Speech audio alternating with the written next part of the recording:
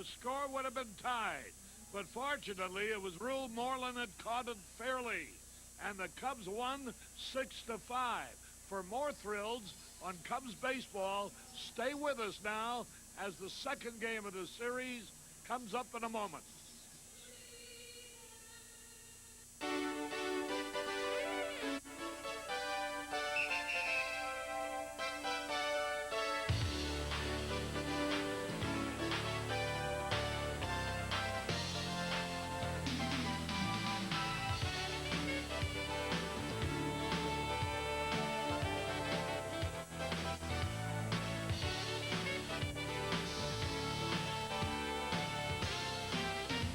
Participating advertisers in Cubs baseball are Sing and have a croissant to go. A croissant to go at Burger King. Hurry, it's going fast. Well, here we are. A shrink treating a guy in his underwear. I think I've hit the real bottom this time. The Bob Newhart Show, weeknights at 6:30 here on Channel 9. the highlights in yesterday's victory over the Giants were 2 home runs by Ron Cey, his 300th and 301st of his career, many of them hit against the San Francisco Giants. But it took a broken bat single, driving in 2 runs by Terry Francona to win the ball game 6-5. Stay with us now for doubleheader thrilling action as the Cubs face the Giants again.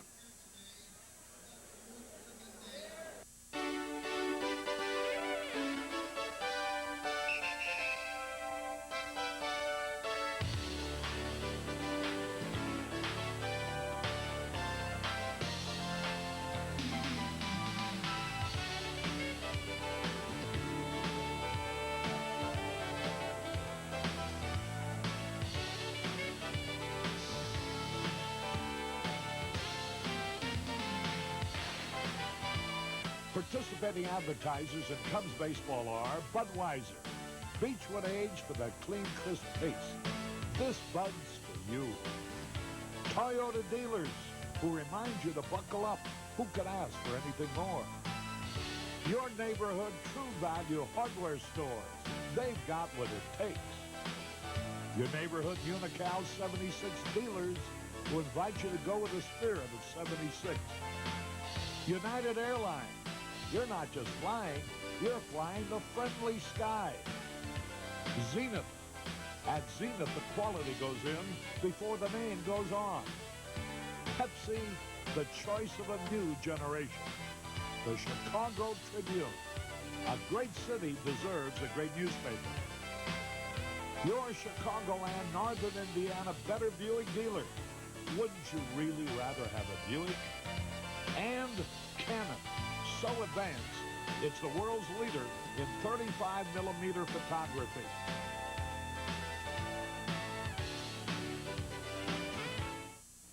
Bud Thunder. It's revved up and coming at you.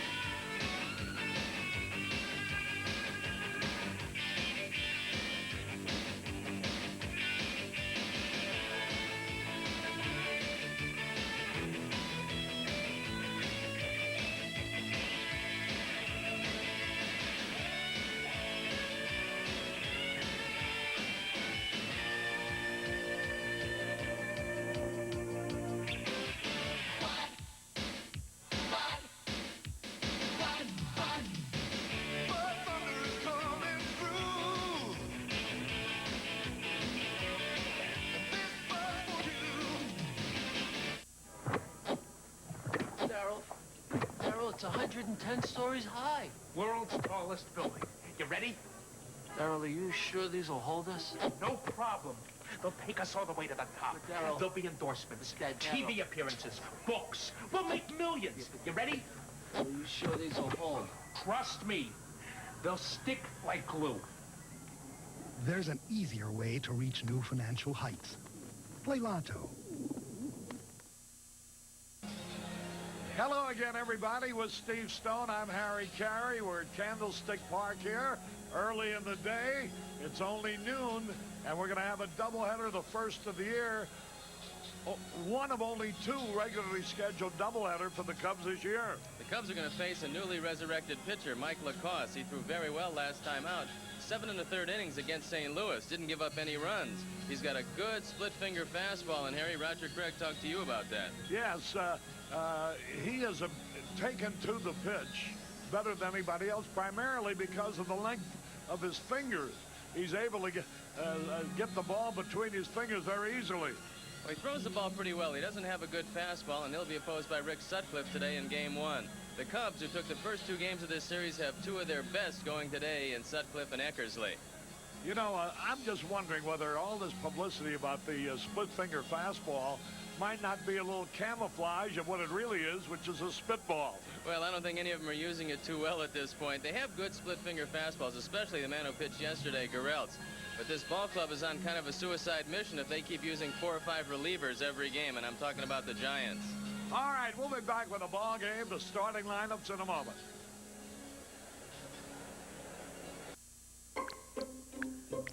United Airlines welcomes you to spring with low fares that can take you to more places than any other airline. 150 cities from coast to coast. Fares as low as $39 to $169 each way with full Friendly Skies service. Spring is in the air, so take off with a low United fare. You're not just flying, you're flying the Friendly Skies. It's time to visit one of the world's great garden spots, the lawn and garden department at True Value Hardware Stores. That's where you'll find this Green Thumb wheelbarrow and these dependable Green Thumb tools, plus the 36-inch by 50-foot roll of Gilbert and Bennett Diamond Guard fencing and their assorted sized fence posts. See them at participating True Value Hardware Stores and home centers. Of all the discerning people who buy Buicks, more buy Century than any other. Now, why is that? Is it because of Century's standard fuel injection and front-wheel drive? Or perhaps it's Century's distinctive style and unmistakable comfort? Actually, there are a lot of good reasons for buying a new Century, but the best one still is, you deserve it. Wouldn't you really rather have a Buick? This copyrighted telecast is presented by the authority of the Chicago National League Ball Club, which has the right of approval of the announcers and is intended solely for the private, non-commercial use of our audience. Any publication, reproduction, retransmission, or other use of the pictures, descriptions, and accounts of this game without the express written consent of the Chicago National League Ball Club is prohibited. In the event of an emergency, fans sitting in the upper deck are instructed to take the nearest available exit. With Steve Stone, Harry Carey back at Candlestick. Here are the lineups for today's game. First game of the doubleheader for the Cubs. Dunston at short, Francona at first, Sandberg at second, Moreland in right, Davis the catcher, Say at third, Matthews in left, Dernier in center, and Rick Sutcliffe the pitcher. For the Giants, it will be Gladden in center field, Clark at first, Chris Brown is back with the ball club playing third, Leonard is in left, Davis in right, Melvin the catcher, Thompson at second, Uribe at short, and Mike LaCosse, whose 1-1 loss now with an earned run average of 2.20, will be the pitcher. The umpires, there's Harry Wendelstedt behind the plate, Terry Tate at first, Jerry Crawford at second, and Charlie Williams at third. Sean Dunston was 4 out of 4 Friday night, hitless in 5 trips yesterday afternoon. Mike LaCosse was released by the Kansas City Royals the end of last year, and he signed with San Francisco as a free agent in February of 1986. He had an outstanding spring, and that's how he made the ball club. They didn't think he had much of a chance, but he only gave up 1 run in his first 4 appearances, and he made the Giants rotation. This is his second start after spending 5 appearances in the bullpen. Last time out against St. Louis, he was brilliant. This year, 1-0, 2.20 ERA, 7 appearances. This is his second start and his third start since 1984. Boy, he reminds me of a pitcher used to be with the Giants some years ago. Sidearm right-hander Bobby Bolin. Lacoste is built just like him. Tall, rangy, 6'4", thin, about 180 pounds. Here's Sean Dunston to lead it off. First pitch of the ball game. Low and outside, ball one. The Bradley University alumni chapter of the San Francisco Bay Area. 40 members in a group here today. Lacoste made one pitch and is cleaning his spikes. 1 ball, no strikes. The delivery now. He bunts down the third base line. He may beat it out. No, out. Got him by a half a step. Nice play by Chris Brown. The Giants have their infant infield back intact. Chris Brown playing third base today for the first time in the series, and he makes a good play. Lacoste wisely lets it go. Brown with a good strong arm guns it over there. Boy, Terry Tata said he was out, but it looked like he tied the throw. He was out. His foot was not quite on the back. But, you know, Lacoste made the play. Had he reached for the ball, even had he fielded it cleanly, he couldn't have gotten him to throw what Chris Brown did coming in and fielding the ball in throwing position. Here's Francona. He's already helped the Cubs immeasurably in the 2 games he's played. He drove in an important run Friday night, and he won the game with the 2 tie-breaking runs in the 9th yesterday. Ground ball hit sharply, but Thompson has it over the first of the out. 2 up, 2 down. And here's Sandberg. You'll know when Mike Lacoste is sharp because all he'll give up is ground balls. He throws a sinker and that split finger fastball. Both of them go down. So he, a lot like Steve Trout, is going to get a lot of ground balls today, and his infielders should be on their toes. Here's Sandberg. He's had 3 out of 8 in the series, batting .264 now for the year with 2 homers and 11 RBI. Fastball a little bit low. Mike Lacoste.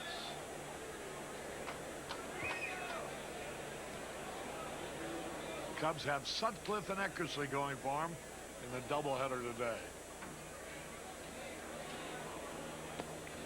There's that split finger fastball low. Ball 2. Gia Tupera and Judy Montalbano join the game here. There's Rick Sutcliffe, who'll be taking the mound in a few moments. Sandberg waiting the pitch. Ball 3 is low, 3-0. Keith Moreland on deck. Sandberg takes a look at Don Zimmer as you take a look at Jim Fry.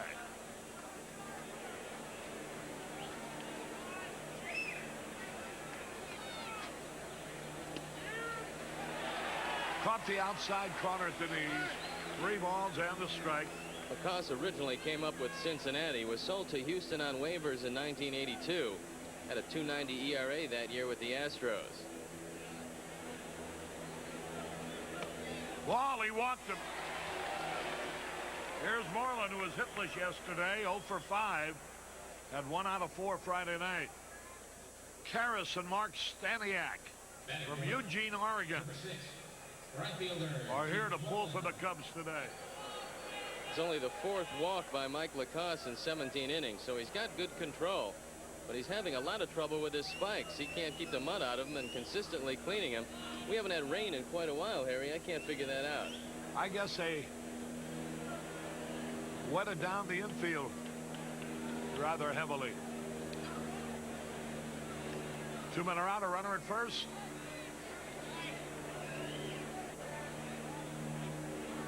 Moreland digging in. A high pop foul out of play. John Napier from Cedar Falls, Iowa. Among the many Cub fans here. There you see Roger Craig, former pitcher Now the manager of the Giants. Fellow well qualified to be a major league manager. Through many years as a pitcher and as a coach. The delivery. Outside. That evens the count. A ball and a strike. Robert Arno from Stanford University with his son Tony watching the game here.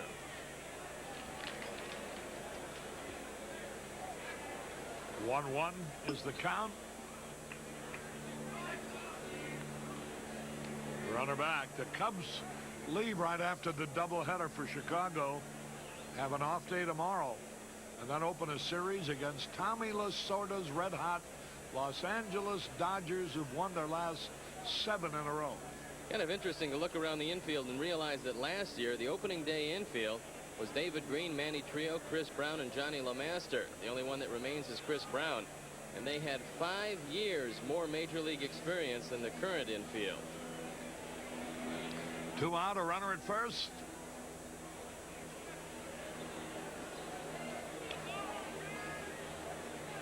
The pitch to Moreland. And the split finger fastball is low. 2 balls and a strike. You got to figure him to throw either the split finger or a breaking ball here. Good opportunity to try and run Sandberg, although that foot hasn't been 100%. Let's see if Jim Fry takes that into account.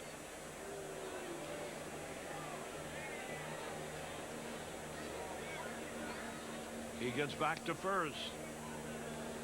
Marty and Carol Cachapalia from Rockford, Illinois are here. Now spell that one backwards. That's what their note says. Spell it back. I think it might be easier.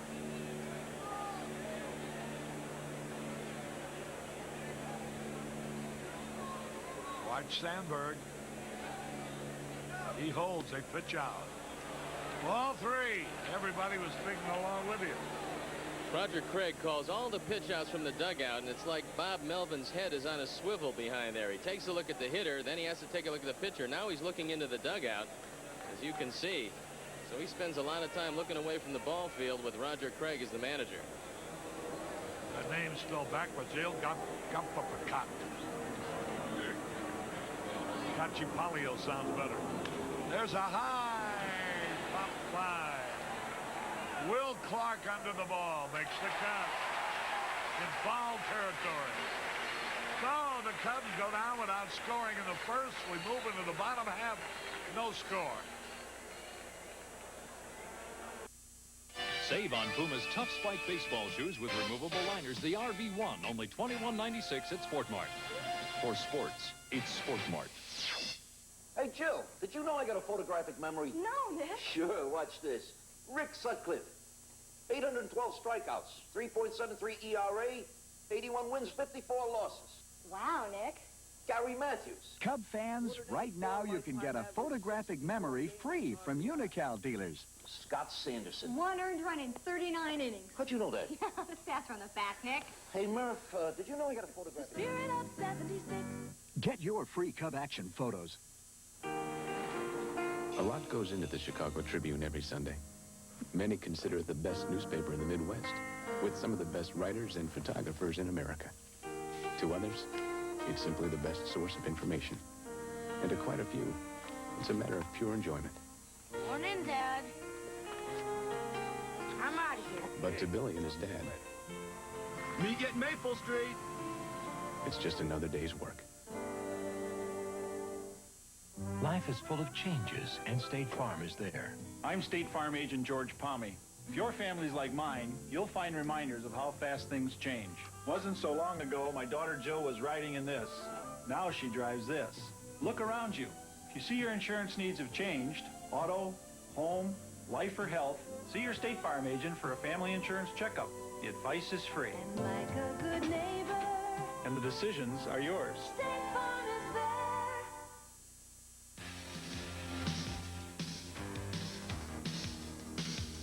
Tough Guy Week begins Monday night at 7 on Channel 9.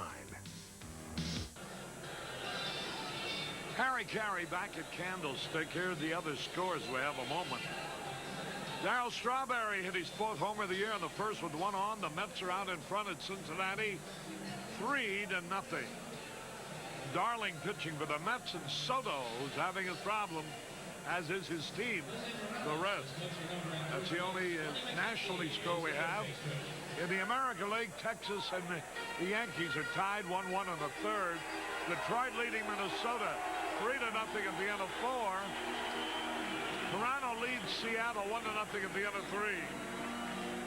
And Rick Sutcliffe on the hill. Billy Connors has been working with Rick Sutcliffe. He's trying to get him to stay over the top with his arm. When he gets under it, he gets the ball up, and it doesn't help his breaking ball any. And they've been after the big right-hander to speed it up some. This is a good day to pitch here. Here's Dan Gladden, the center fielder. The pitch, he bunts foul back for a strike. Gladden is 1 out of 9 in the series, batting .270 for the year with no homers and 4 RBI. Paul Wagner and Felicia Wisbicki, formerly a Mount Prospect, watching the game. There's a curve. He was going to bunt again. It was in there for a strike call. And Gladden is in the hole 0-2. Rick's had good luck with the Giants' lifetime, 4-2, 3.18 ERA. Last year, he was 1-0 against them in 2 starts, a .257 earned run average.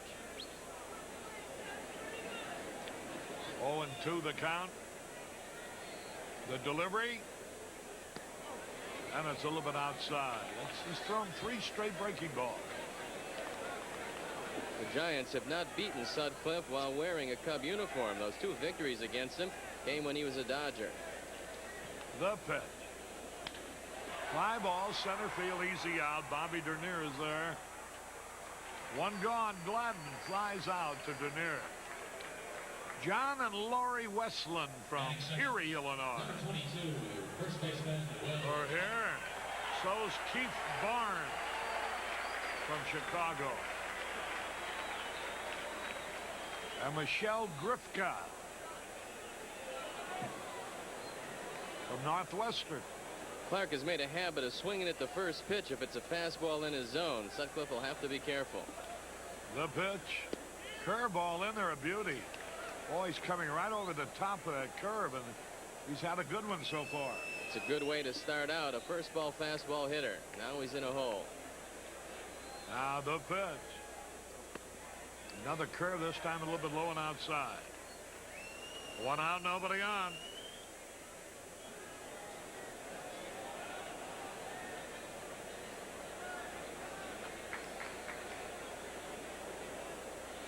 Clark batting .302 for the year with 4 homers. Swings and he fouled, tips, and he's off stride on that pitch. A couple of starts ago, Rick Sutcliffe shook off Jody Davis on about 75% of the signs. Another thing Billy Connors was talking to him about was going along with Jody more times than not. Good communication is essential between pitcher and catcher. There's a pitch inside. Now the count evens, 2 balls, 2 strikes. Will Clark has had 1 out of 5 in each game of the series. The delivery, here it is. Smash hard right at Sandberg. He's got it. 2 gone. Brandon Kevin Morrell from Wilmette on hand. So's Kathy Libby. 2 men are out. Chris Brown returning to the lineup. He missed the first 2 games because of the illness of his father in Los Angeles. He's hitting .328 for the year, 1 homer and 10 RBI. He's a potent bat back in the lineup. Last year he hit 16 home runs with 61 RBIs. There's a fastball, brushes him back a little bit. He's a big man at 6'2", 210, out of Jackson, Mississippi, now lives in Los Angeles. There's a strike call.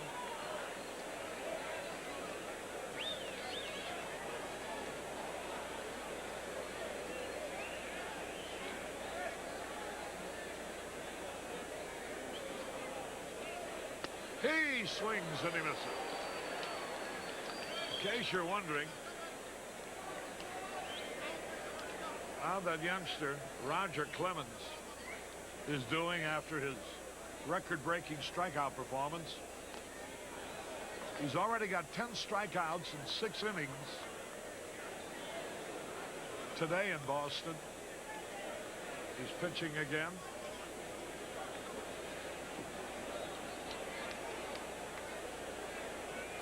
Against Oakland. There's a pitch to go around. Yeah! On the appeal. First base umpire Terry Tata said he went around. Nothing across. At the end of 1 inning, no score. You can audition for Puttin' on the Hits. Tryouts are Friday, May 9th at the Brickyard. Call 745-8464 for details. On the next Barney Miller, Harris gets a new assignment. Come up with a modest little skin flick, which we could then distribute on the peep show circuit so as to get a better idea of how they operate. Line 2, it's Henri, your set designer. But takes it too seriously. These people have come to expect really good production values. Well-defined characters. Midgets. Monday night at 6 on Channel 9.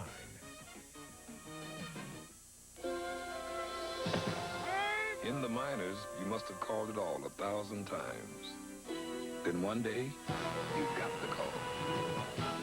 What's this, rookie umpire?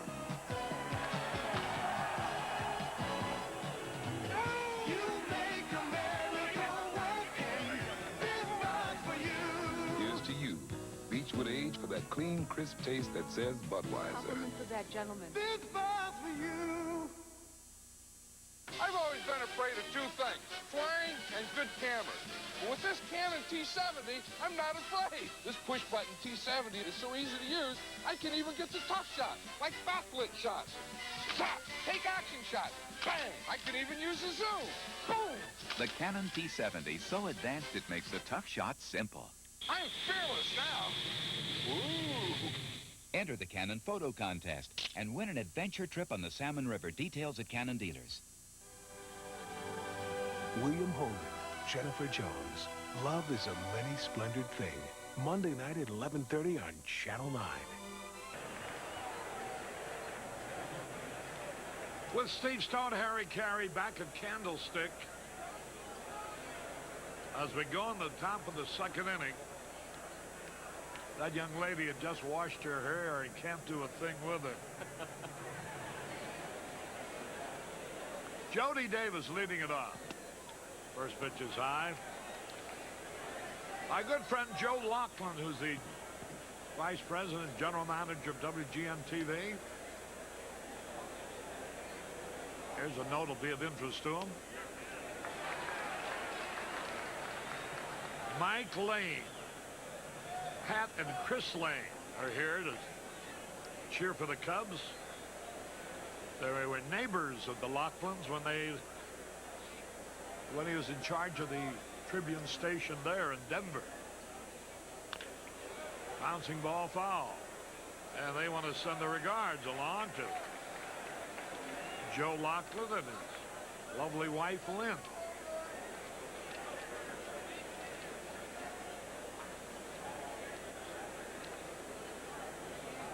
Boy, what people won't do to keep from making a phone call. Had to buy a lot of tickets to keep from making that phone call. Yeah. 1-2 the count on Jody Davis. He's 2 out of 7 in the series. 2 doubles Friday night. Fouls are backing out of play.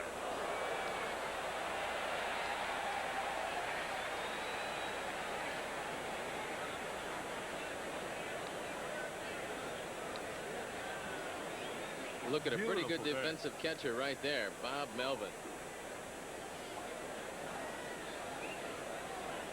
Now the pitch.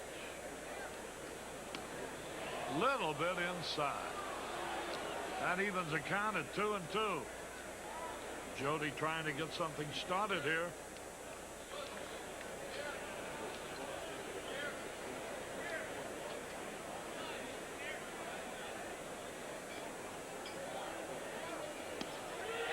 him out. Called. Jody Davis called out on strike. For some reason, Harry, Jody goes up on certain days, looks very aggressive, and on other days he sits back and takes a lot of called third strikes. I think he struck out about 30 or 40% of the time, but the majority of those are looking. Yeah, call. Here's Ron Cey, who hit 2 homers yesterday. The 300th and 301st of his career. He's being roundly booed here, but that's a sign of respect from fans who realize how much damage he's done over the years. Well, he's had 40 home runs against the Giants during his career with 133 RBI. He's hit 25 of them, I think, right here in this ballpark. And that's the most against the Giants in this park of any active player. The only guy who's hit more has been Willie Stargell, who's hit 26. So Ron Cey has got 4 more games in this park, and that record is certainly within reach.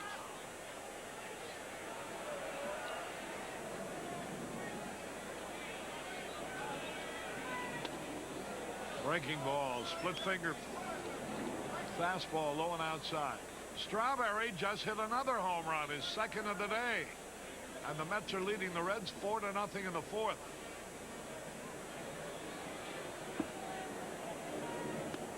Hey, swings and he misses. Mario Soto, who gave up 4 home runs in 1 inning last time out to Montreal, continues to have his problems. Boy, he has given up a lot of home runs already.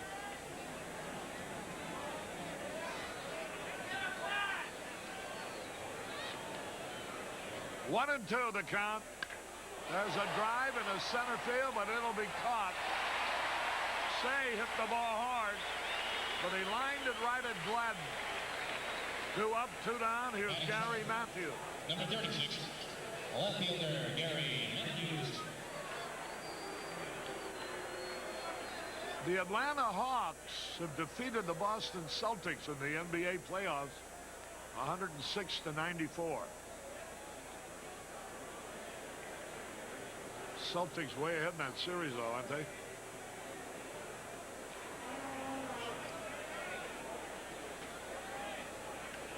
Here's a strike call.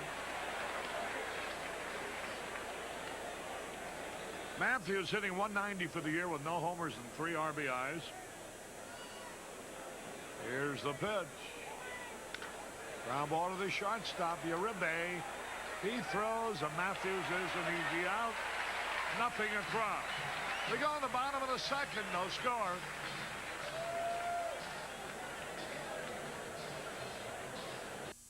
You know, there's lots of reasons I bought my new Toyota Celica. In the daytime, it's the 16-valve 2-liter engine. And at night, boy, do I look good. In the daytime, it's 135 horsepower, makes me feel real special. And at night, boy, do I look good. In the daytime, Celica's front-wheel drive helps me handle the road. And at night, boy, do I look good. The Toyota Celica GTS. Who can ask for anything more? Toyota. No other taste attracts so much attention. Diet Pepsi, you gotta be the most refreshingest invention. See that smile, see that look. Diet Pepsi is all it took. Diet Pepsi, have I mentioned? You gotta be the most refreshingest invention. No other taste attracts so much attention. Want to paint like a professional? It's easy with the Easy Roller Kit from Easy Painter. It cuts painting time and eliminates messy pan. The special control valve adjusts the rolling speed and thickness for the finish you want. Works great with latex or oil-based paint, too. And it's on sale now at Builders Square for only $12.44. You don't have to be a professional to paint like one with the Easy Roller Kit. Just $12.44 at Builders Square. A square deal that's right for you. Did you use unnecessary deadly force? I used everything I had. Stallone is Cobra. Rated R. Soon, everywhere. Number 20, left fielder Jeffrey Underwood. Harry Carey back in Candlestick. We go in the bottom of the 2nd. Harry, you ought to think about getting a pair of pants like that. I think you'd look good in them. It looks like a forest. Can't see the forest because of the trees.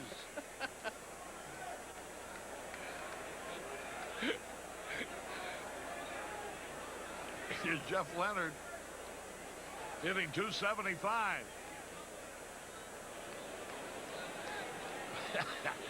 Jerry Pritikin, the bleacher preacher, has sent up some kosher pickles, and I mean they're kosher. There's a drive into center field. It was misjudged. Dernier broke back, and the ball drops in front of him. It sounded like it was well hit, but he hit it off his fist, and the ball dunked in the short center. This ball freezes Bobby Dernier in center field. As you can see, he just stands there for a couple of beats, and that cost him a base hit. Here's Chili Davis now. You can be able to keep the score with that kosher pickle juice all over your score sheet. Hey, you know why I opened up this little keg of kosher pickle? I figured the aroma from the pickles will compensate for the nasty smell of your dirty cigar. Well, I'll tell you what, I might make a deal with you. I might quit smoking if you put the lid back on that thing. No, go keep smoking, that's all right. Artie, you want some of these pickles, huh? All right, we'll send them now. Chili Davis, the batter. A runner at first. I've done almost everything conceivable on the air in my career, except this. This one, it sounds like we can bite into a pickle.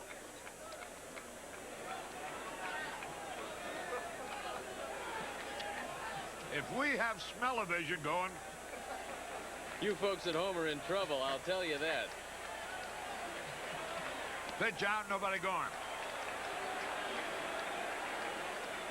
Not bad, Steve.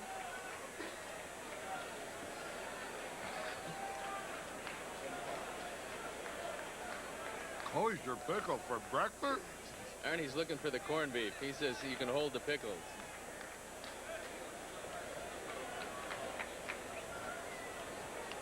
Chili Davis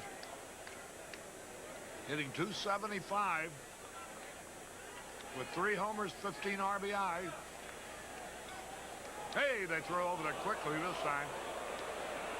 Dangerous practice by Jeff Leonard. He went back in standing up, and Terry Francona almost got him. They have yet to throw out Leonard Stealing this year. He's a good base runner. He's fast, but not as fast as some of the real good base runners in the league. Hey, close. Very close once again at first base.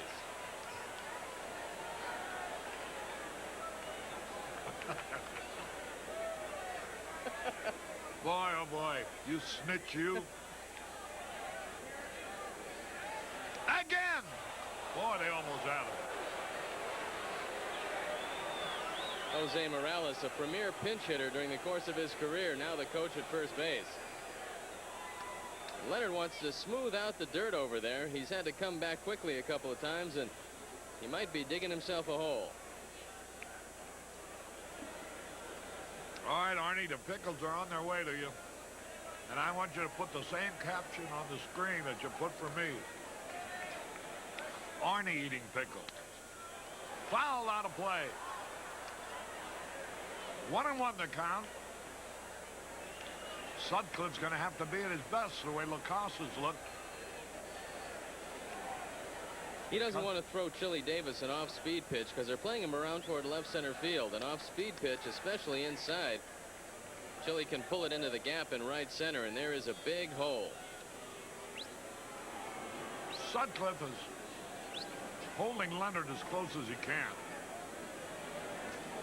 But Leonard, again, is away to a daring lead.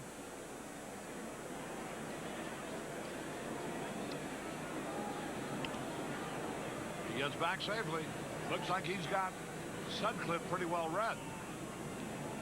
When you go into first base standing up, you run the risk of having your momentum carry you off the bag. With that in mind, Terry Francona keeps the glove on Leonard even well after the ball gets over there. Again. Hey, he almost came off the bag.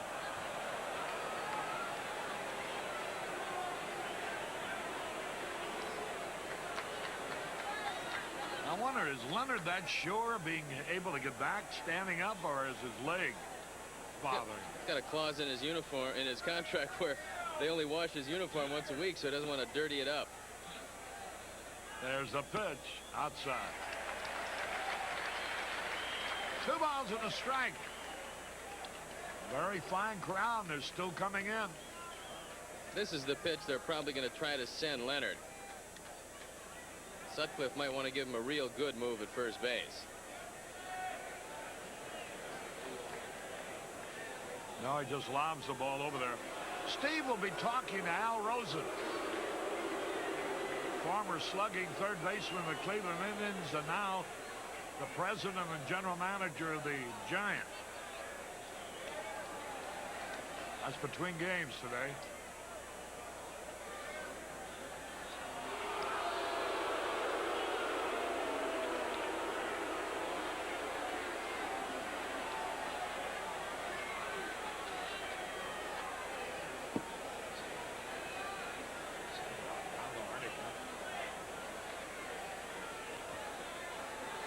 Quick throw, the runner back.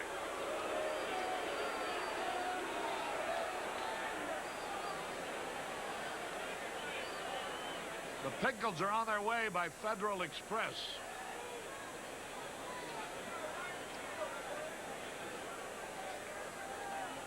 He's going to bunt. Oh, and it's going to go for a hit. Great play. A wild throw by Sage. Here comes Leonard around third. They hold him up there. No reason at all to make that throw by Ron Cey. No way to get Chili Davis when he pushed the ball by Sutcliffe. Outstanding idea by Chili Davis. And watch the ill-advised throw by the Penguin. Once the ball gets by Sutcliffe, Davis is home free. Now Ron throws the ball well up the line. And Leonard advances to third base. It's got to be a single and an error. Now Melvin, the catcher, will be the hitter. Jim Fry comes out.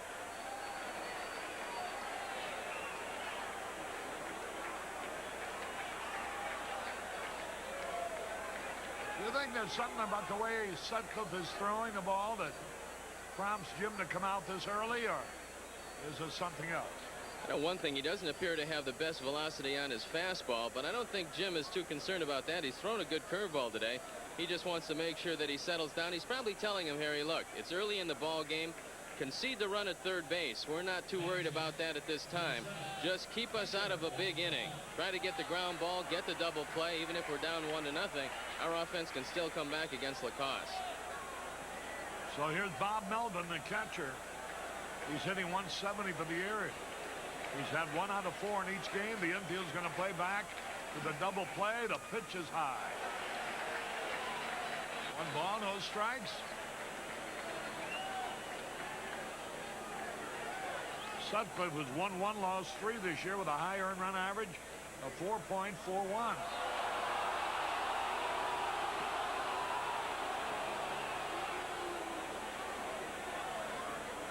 Boy, that was a great bunt by Chili Davis. Going outside. Sutcliffe is struggling.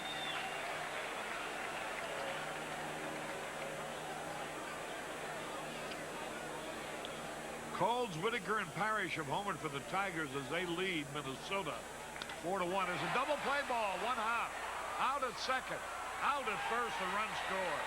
Melvin rolled into a double play, 6-4-3. Leonard crossing the plate. Well, that was the advice Jim Fry gave him. It certainly worked out well. They do concede the run, but they cut down 2. A real snappy double play.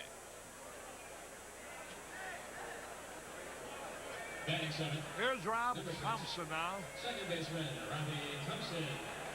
Thompson had 3 hits yesterday, 1 Friday night. Roger Clemens going for his 5th victory of the year for the Red Sox. At a 4-0 lead, and he has fanned 10 in the first 6 innings.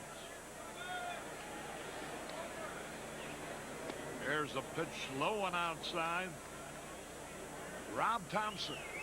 Roger Craig likes this young man because he says he's never out of position. He knows how to play the game. He's in perfect shape on all cutoffs. There's a good fastball over the outside corner. And the count evens.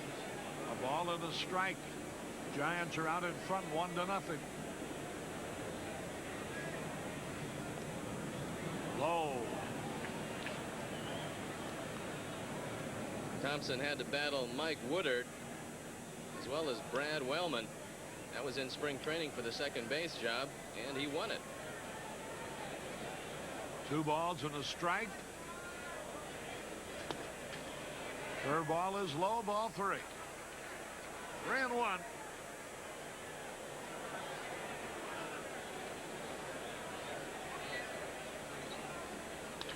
Line into the left field corner. Extra bases. Thompson is on his way to second with a stand-up double.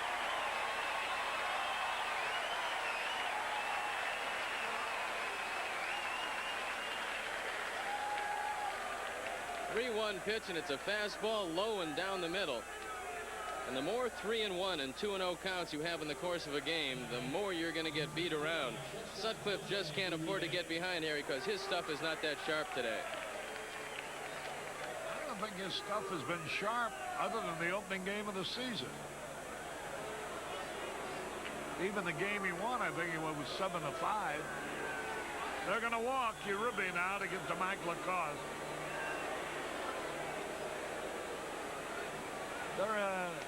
It's a lack of consistency, it seems like. One, I don't think his fastball is as good as it was before he got hurt. He had a very bad leg injury, and I think at the time he hurt his shoulder. And in spring training, he really didn't pop the ball, but he said that he was working on his breaking pitches and his off-speed pitches. Then opening day, when he threw, he looked very good. He had a good fastball. But I don't think there's any doubt, Harry, that he really hasn't thrown the good, hard fastball or sharp breaking pitches since then. He'll throw it in spots. He just can't do it consistently. All right, here's Lacoste.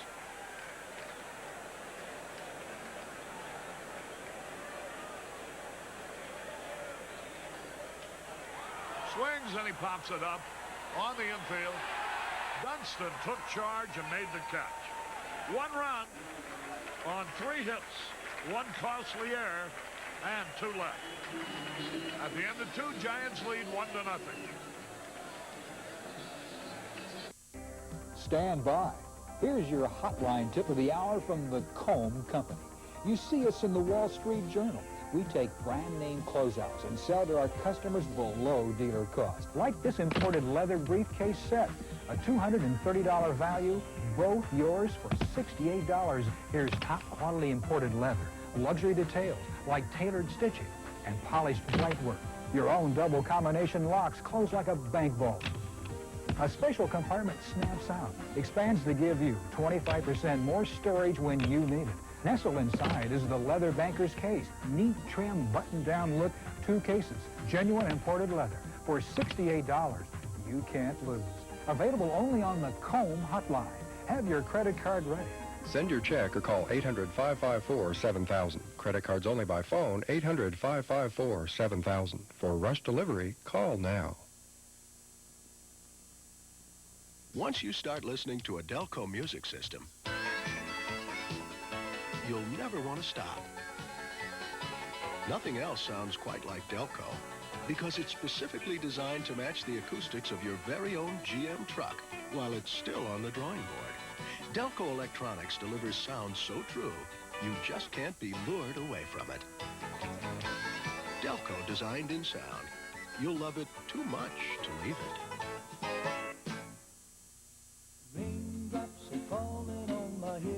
Butch Cassidy and the Sundance Kid. Monday night at 7 on Channel 9. A participating advertiser in Cubs baseball is the Illinois State Lottery. With $1 million, life is a breeze. Play Windfall Instant Lottery. With Steve Stone, Harry Carey back at Candlestick. We go to the top of the 3rd. Bobby Dernier will lead it off. Cubs looking for their first base hit. Norma Perry of Plymouth, California, along with her daughter, Nancy Bose. Hoping to see a double victory for the Cubs.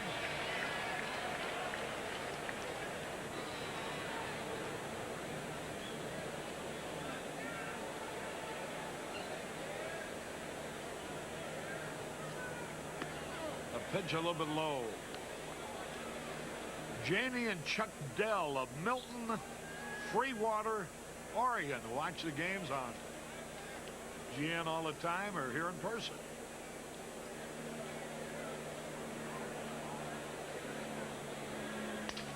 There's a little pop fly, gonna drop, base hit. A broken bat blooper. And there's the first hit off Lacoste. That'll bring up Sutcliffe. Batting ninth, number 40, pitcher Rick Sutcliffe. Ordinarily, you'd think this was an automatic bunt situation.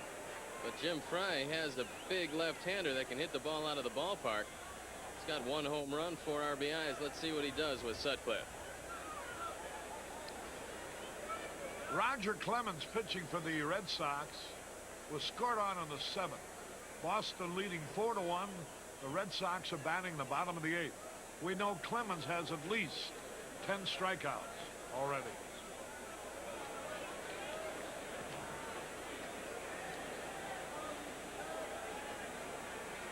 In his last start, he had 20, a new major league record. Runner back. Mattingly hit a homer with a man on to tie up Texas 3-3 in the 7th.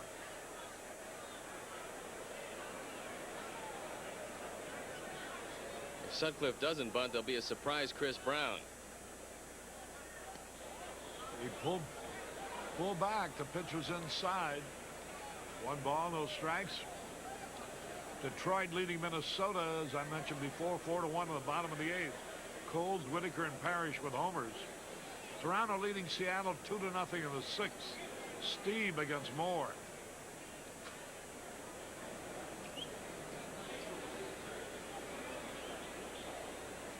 Dernier is back. A lot of times what a manager will do will say, okay, I'll give you 1 swing. And if you don't hit the ball somewhere, you'll bunt. Let's see if that holds true. Chris Brown very close at third base.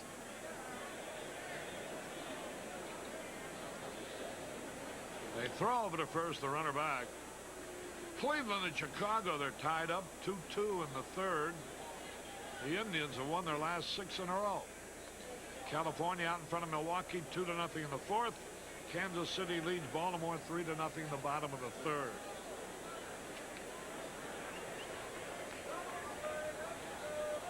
Whoa, he bunts the ball in the air. They let it drop. And now they throw to second for 1. They got the slow man on. That's a smart play. He popped the ball in the air. Lacoste could have caught it. But he knew how the Sutcliffe is slow, and he wanted to get the faster man off base. A smart play, Harry, except the better play would have been to throw to first base, let him retire Sutcliffe, and then get Bobby Dernier in a rundown. By throwing to second, Sutcliffe knows the play is going to go that way, and he gets a chance to beat it out. So a good thought process, but a throw to Will Clark would have served him a lot better. So there's 1 away. The National League scores. Philadelphia leading Atlanta 5-1 in the 9th. Darryl Strawberry has already hit 2 homers. The game's only in the 4th inning, and the Mets are out in front of Cincinnati 4-0. Houston and Montreal, no score at the end of 1. Dodgers batting in the bottom of the 2nd, no score with the Cardinals. Pittsburgh and San Diego hasn't gotten underway. Here's Dunston taking a slider outside.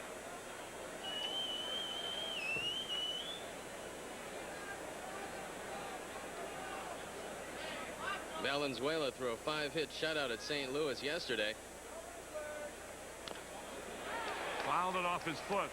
And Hershiser's throwing against him today. That's, if nothing else, the Cardinals had the satisfaction of batting against $2 million worth of salaries within 24 hours. And they're really showing them that they can't push him around, aren't they? 5 hits they managed yesterday. Redbirds are having their problem.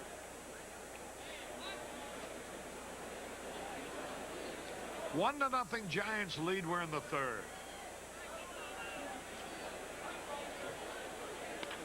Ground ball to Clark. Steps on the bag for 1, throws the 2nd. But he's out. Sutcliffe slipped off the bag. Harry, we told you what happens when you go in standing up. You can come off the bag. So it is no runs, one hit, no errors, nobody left. We go to the bottom of the third, Giants leading 1-0.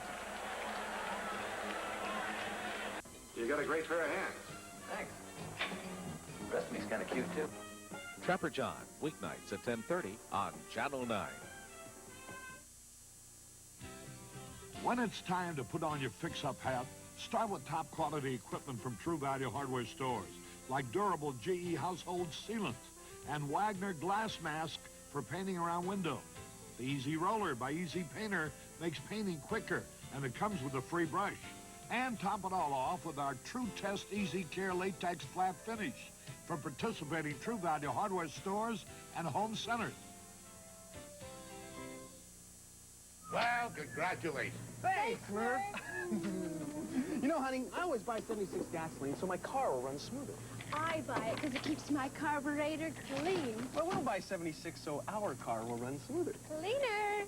Smoother. Cleaner. You're both right. 76 gives your car a smoother running engine because it keeps your carburetor clean. Oh, darling, our first bite. No, it The wasn't. spirit of 76. It was too. An official sponsor of the Liberty Centennial. On April 14th, GM car prices were raised across the board, and this Buick price sticker became extinct. But you can still beat the GM price increase at your better Buick dealer. Buy now and choose from over 10,000 new Buicks in dealer stock. Buicks ordered before the price increase. Plus, get financing as low as 5.9%, the lowest GM AC rate in history. But hurry, these old sticker prices and 5.9% financing won't last forever. See your better Buick dealer now and save.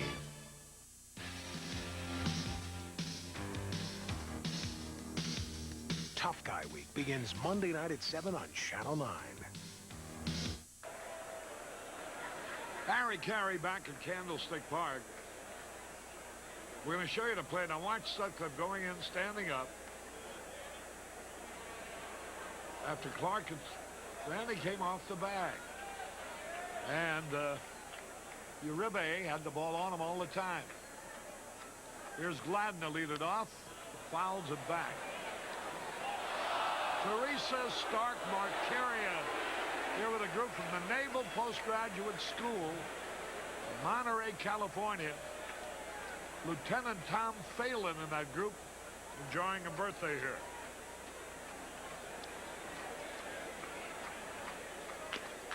He had a cut and he missed. 1-0, the Giants are leading. They've been exploiting Dan Gladden on the inside part of the plate up. They've been completely tying him up with a good fastball, and he's been swinging through him consistently. That pitch was high. 2-2.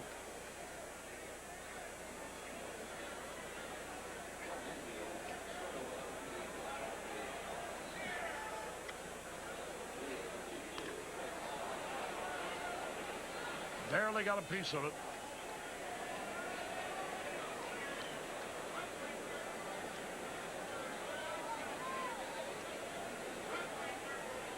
Donna and Dave Goldberg, formerly of Chicago, now living out this way. Here to cheer for the Cubs. Dan Gladden, flat out his first time.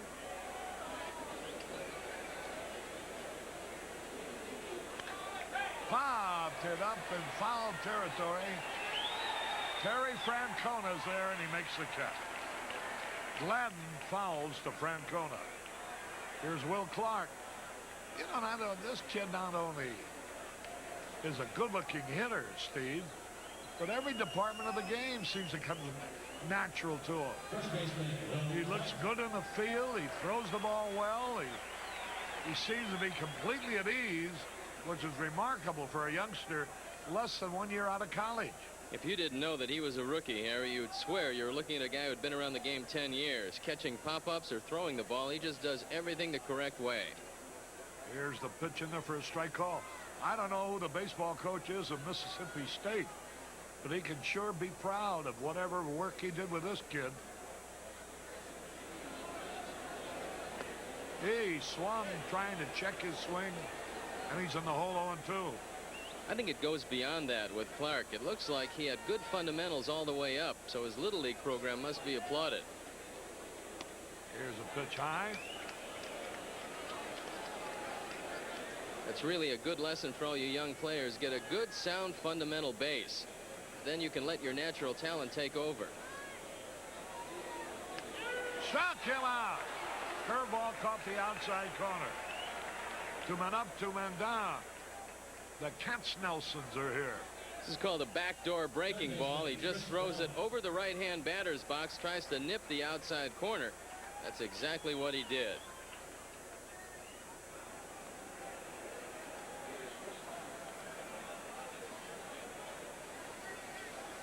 Two men are out. Chris Brown fanned his first time up. Slider outside. The Meyerson family watching the ball game here today. There's a drive in the left coming on, making the catch. Gary Matthews. 1, 2, 3, nothing across. Dwayne Stats will be joining Steve in a moment. This is Harry Carey from Candlestick. We're at the end of 3. The Giants are out in front, 1-0. Well, speaking of weather, looks like it's gonna be a real scorcher. Temperatures headed way up into the 90s. Pick a pair. Pick a pair. Pick a pair of 6-packs. Buy. Another sizzling summer's coming. It's time to stock up on the cool, crisp taste of Budweiser and Bud Light. So pick a pair of 6-packs, 12-packs, or even cases. And look for our special pick-a-pair offer wherever you see this display. Pick up a mail-in coupon and send for this fun-in-the-sun umbrella for 2. Well, what are you waiting for? Pick a pair. Pick a pair. Pick a pair of 6-packs. Buy Bud.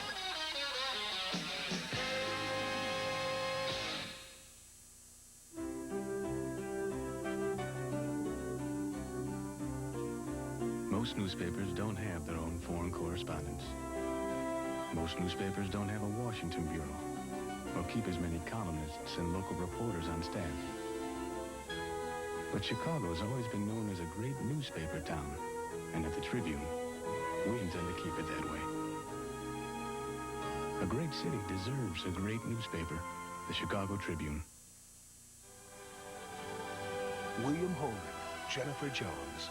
Love is a many splendored thing. Monday night at 11:30 on Channel 9. Steve Stone along with Dwayne Stats taking you through the middle. A beautiful day in San Francisco. Another pitcher's duel, Dwayne. That seems to be the rule of the day lately. Well, Mike Lacasse has a scoreless string going now out to 18 in the 3rd innings. And when this fella has that good split-fingered pitch, along with a natural sinker, he can be tough.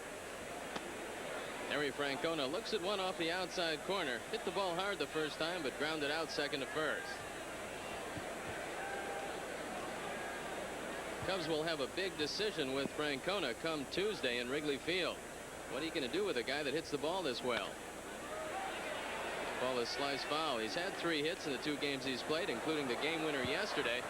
But with Leon Durham coming back to join the club on Tuesday, you wonder what's going to happen with Francona. You can certainly make a case for having Terry Francona on this ball club. Good left-handed bat, a good contact hitter. A lot of situations that call for putting the ball into play, and he can do just that. Popped up. Uribe coming over, crossing over into foul territory. The long run, and he makes the catch.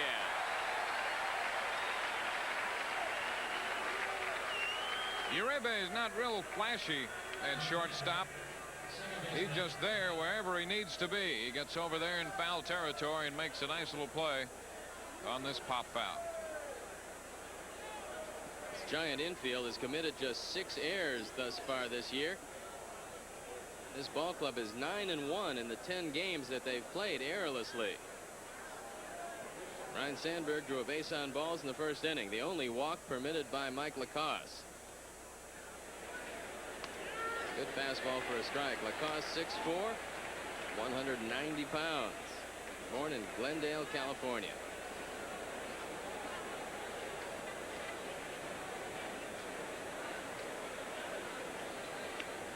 You saw a lot of Lacoste in Houston. What type of pitcher was he down there?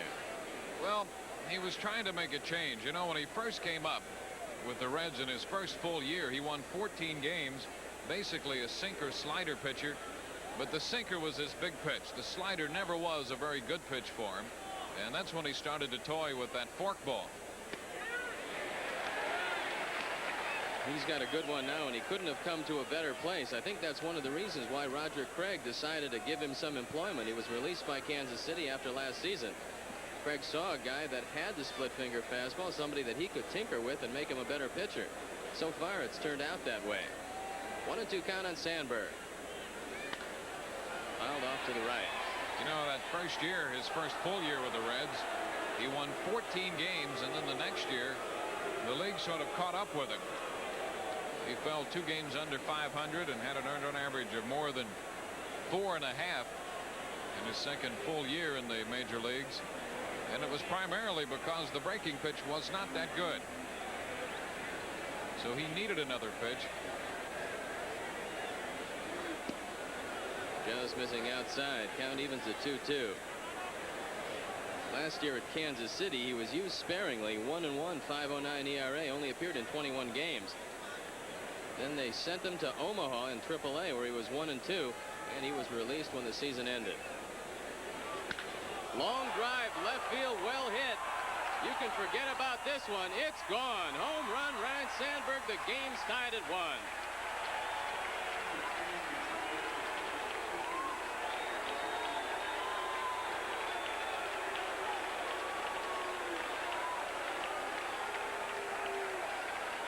Well, Sandberg extends his hitting string to 8, ties the ball game, and he snaps that scoreless string that the right-hander Michael Lacoste had. It was 15 1/3 innings coming into this ball game, and it stops at 18 2/3. That'll bring up Keith Moreland, who popped up to first base to end the first inning.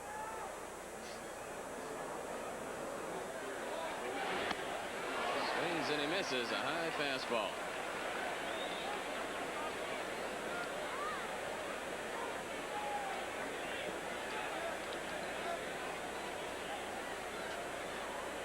Of course, that's another $100 to Cubs Care Cancer Fund in the name of True Value Hardware.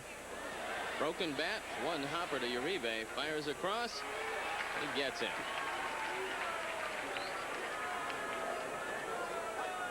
Here's the home run pitch. It stayed up and out over the plate. A perfect pitch to hit out, and Sandberg did exactly that. Here's a look at Rhino. His third home run, his 12th RBI. This is not a difficult park to hit the ball out of in the daytime. Not much to hold it up, and the fences are not that far back. Just 365 in the alley in left center. Good cut by Jody Davis. Jody struck out looking in the second. They moved the fences about 10 feet closer, I think, in 1982, and lowered the height of the fence. It's 9 feet high out there now. It used to be 12 feet high.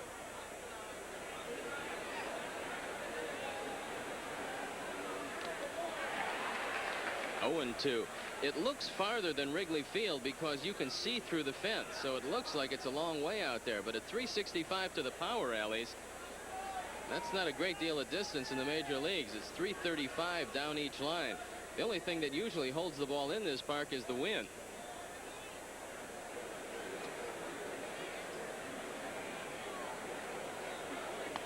Strike 3, swinging. But a good inning for the Cubs. They get a run on one hit. There were no errors, and they don't leave anybody. And at the end of 3 1/2, the game's tied at 1. The WGN Cubs Bumper Sticker Contest. You could be a winner. Watch tomorrow afternoon at 4:30 on Channel 9.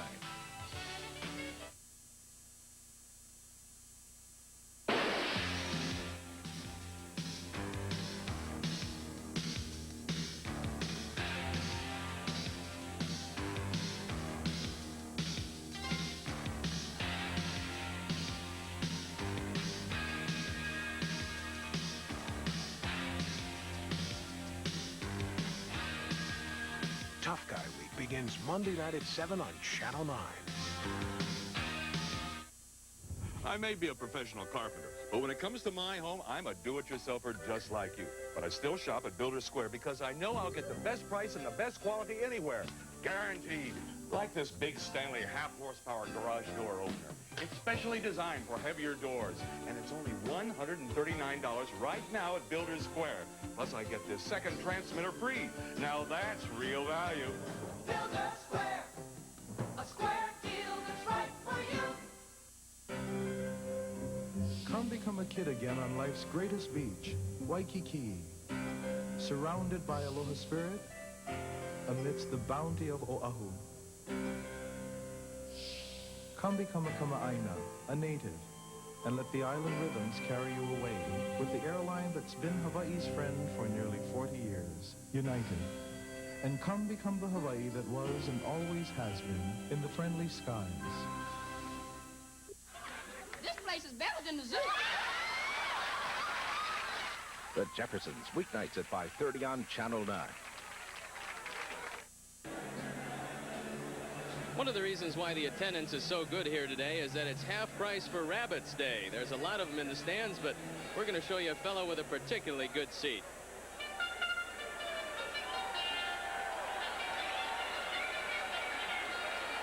I think they're calling that bugle for Arnie Harris in the truck. Arnie, did you hear that?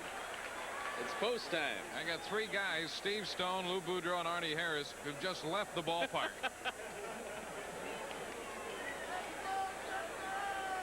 Jeff Leonard, the lead off a fourth inning. He singled and scored the giant run in the second. And he's been pounding the ball. Fouled off. Leonard with 5 home runs, 19 RBIs, hitting .340 coming in. And if you look at the list of offensive categories around the National League, you'll see Leonard's name prominently in almost every one of them. It's the first smile from Jim Fry in quite some time. That's what winning a couple games, the first 2 games of the series, will do for you. And a Ryan Sandberg home run to tie this one. 1-1 count on Jeff Leonard. Breaking ball misses down. Leonard looks to me like he's altered his batting style some. He's got a severely closed stance these days. He seems to be generating a lot more power, and I know he's got a lot more confidence. He seems to have taken to the leadership of Roger Craig.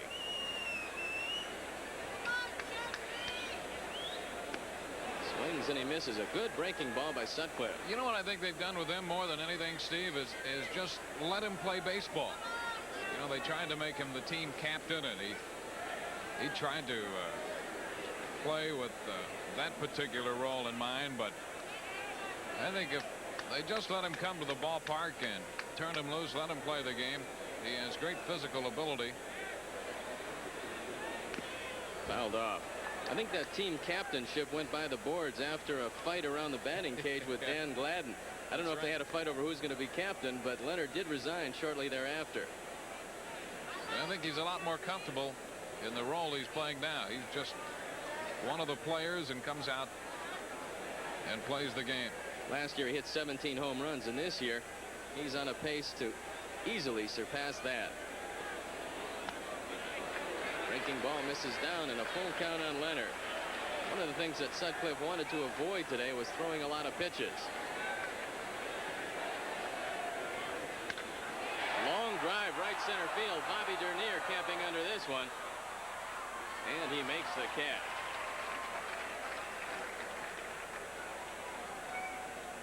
That's a nice catch by Dernier. That ball was slicing away from him, but yet the wind was blowing out toward left center field. That's a tough fly ball to gauge, but Dernier got over there and made the grab. That'll bring up Chili Davis. Had a bunt single in the second inning, and then Ron Cey threw the ball away. On the ensuing double play, Jeff Leonard scored a run.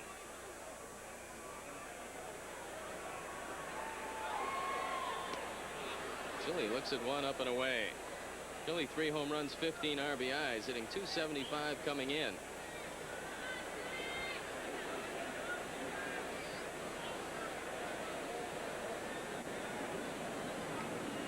Ryan Sandberg very deep on the right side, back on the grass. Terry Francona deep at first base. Good Curveball over the outside corner, 1-1.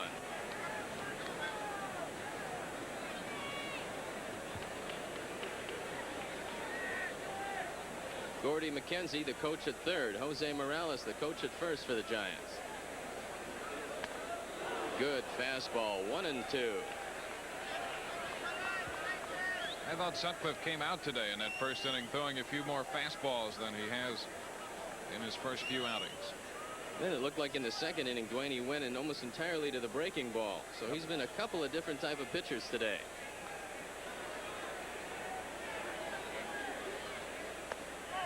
Curveball misses down. I think the real difference in Rick Sutcliffe between the Cy Young Award year and how he is now, Dwayne, is that he was a power pitcher who used his fastball to set up the curveball in '84. This year, it seems to be more times than not, he's using the breaking pitch to set up his fastball. That's a complete reversal for him. You can be equally effective either way, but the one thing that Sutcliffe has going for him is one of the great hearts, one of the great competitors on the mound.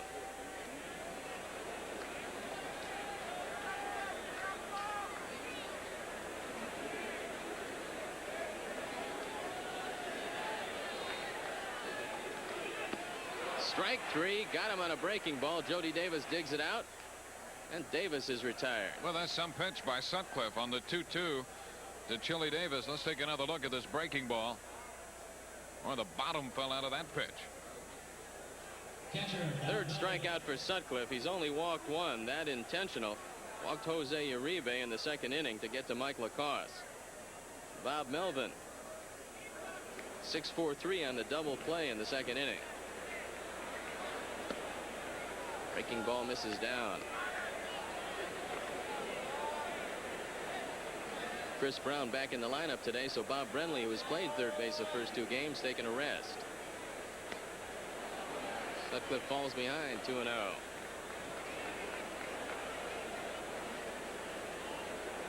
We have gotten some unusually good weather in Candlestick Park for this series. Well, it's been a very pleasant stay, including the night game out here Friday. 3-0 count on Melvin. Melvin not known for his bat. But he's hit a couple balls hard against the Cubs in this series.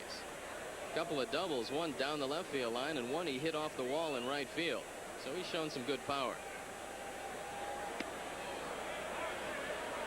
3-1 count. Game all tied at 1. Cubs with 2 hits, Giants with 3. The Cubs have committed an error. Fly ball right field. Keith Moreland going back, and he makes the catch. That ball took off on him, but it's a 1-2-3 inning for Rick Sutcliffe and the Cubs. End of 4. The game's tied at 1. You shaped it in your mind. Total performance. Now the all-new Toyota Supra brings it alive. Super Power, created by a 3-liter 24-valve, 200-horsepower engine. Super Suspension, racing type, double wishbone, fully independent. Super Cockpit, where you perform. The new Toyota Supra, performance without compromise. Now the Supra dynasty begins. Who could ask for anything more?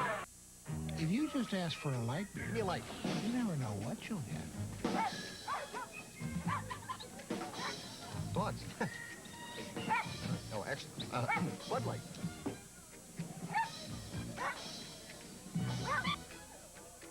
So if you want the less filling light beer with the first name and taste, ask for Bud Light. Yours? No. Because everything else... Give me a light. Showtime! ...is just a light. This commercial is recorded in stereo. Does your TV have what it takes to hear it? Now Zenith introduces the smart sets with television stereo sound built in. So all you have to do to hear this in stereo is this. Zenith, the smart sets. Smarter than ever. Zenith's new 19-inch diagonal color TV with full MTS 4-speaker stereo sound is ideal at $499. See your Zenith dealer today. William Hogan, Jennifer Jones. Love is a many splendored thing. Monday night at 11:30 on Channel 9. A participating advertiser in Cubs baseball is Donnelly Directory Publishers of the Ameritech Bell Yellow Pages. Cub fans, stop at participating Unical 76 stations to get an action color photograph. This week, Keith Moreland is featured. Stop in today. Ron Say to lead off the 5th inning for the Cubs. Take a look at the play by Keith Moreland and that 4th inning. This ball takes off, almost goes over the head of Moreland, but he's able to haul it down. We mentioned the difficulty of tracking down a fly ball. That ball that Dernier caught off the bat of Leonard was not an easy catch, and there's no such thing as a routine fly ball in this ballpark. Ron Say flied out to center field in the 2nd inning. Hit the ball right on the nose, but right at Gladden. He looks at one off the corner. The Dodgers having a good series against St. Louis. They've made 36 errors in 24 games, and if you think there's any help in AAA, Albuquerque's made 44 errors in 17 games. Not much defense around the Dodger system these days. He lifts a high pop foul. Will Clark coming over, and he makes the catch. A lot of room here in Candlestick Park for those pop-ups in foul territory. The Dodgers really are an organization that should increase their spending for defense, shouldn't they? Boy, that's something. But with that pitching on the mound, it's tough to beat those guys consistently, and it seems like the pitchers are starting to take over. The Dodgers throwing lots of shutouts these days. It's one of the reasons that regardless of their slow start, you still have to like the Dodgers in the West.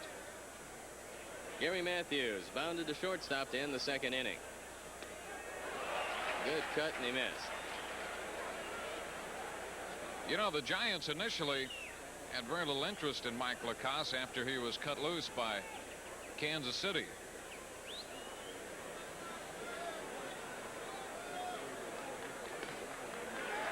Oh, 2. Well, how did he get over here? But his agents had such good rapport with Al Rosen in prior dealings that Rosen decided, more or less out of a courtesy, to give Lacasse a look in the spring, and he had a good spring for him. Strike 3 called. Gary Matthews surprised by a fastball over the outside corner. Strikeout number 3 for Lacasse, who's not known as a strikeout pitcher. Lacasse represented by Al and Randy Hendricks, 2 of the class agents around sports.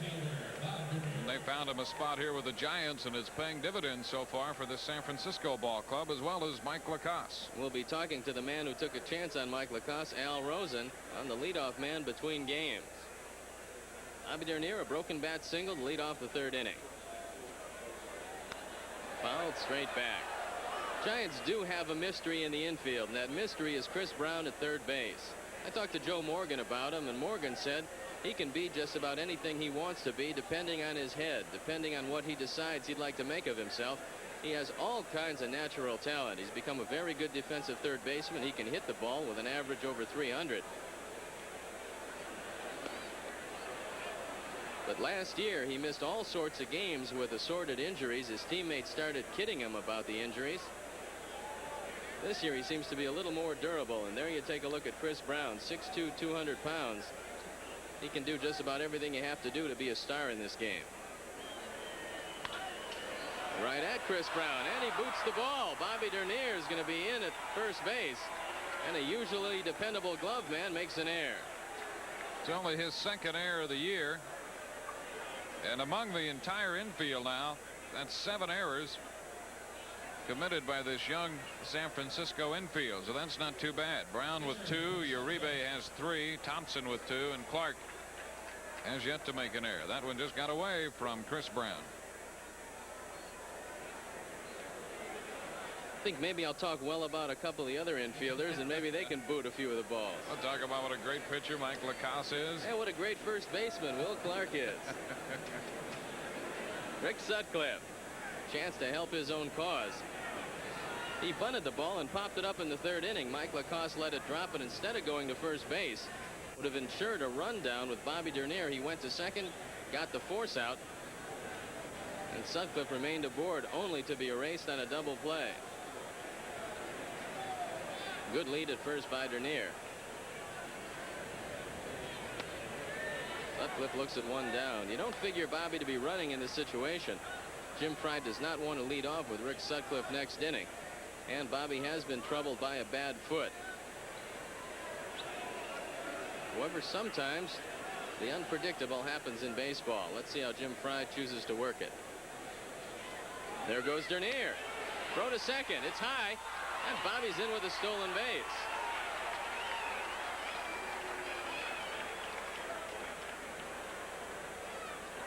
Here's the steal by Dernier, his 4th of the year. He's now 4 out of 5 in that department. And the Cubs 3 of 4 against the Giants running. He really stole on the move of Mike Lacoste. Long, slow delivery, and Bobby's in there easily. So man in scoring position now with 2 outs. Sutcliffe a chance to put himself and the Cubs on top. 2-1 count. Sean Dunston on deck.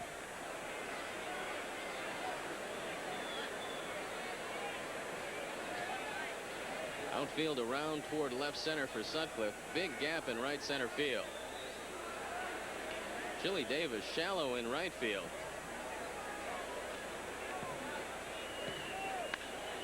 He's fouled off to the left.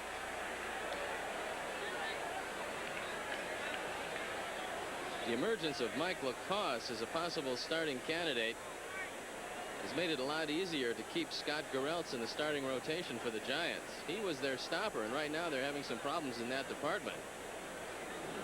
But Roger Craig and Norm Sherry figure that Garrelts is going to be a potential 15 to 20 game winner every year. Now they have to go about looking for a man in the bullpen who can stop the opposition in the late innings.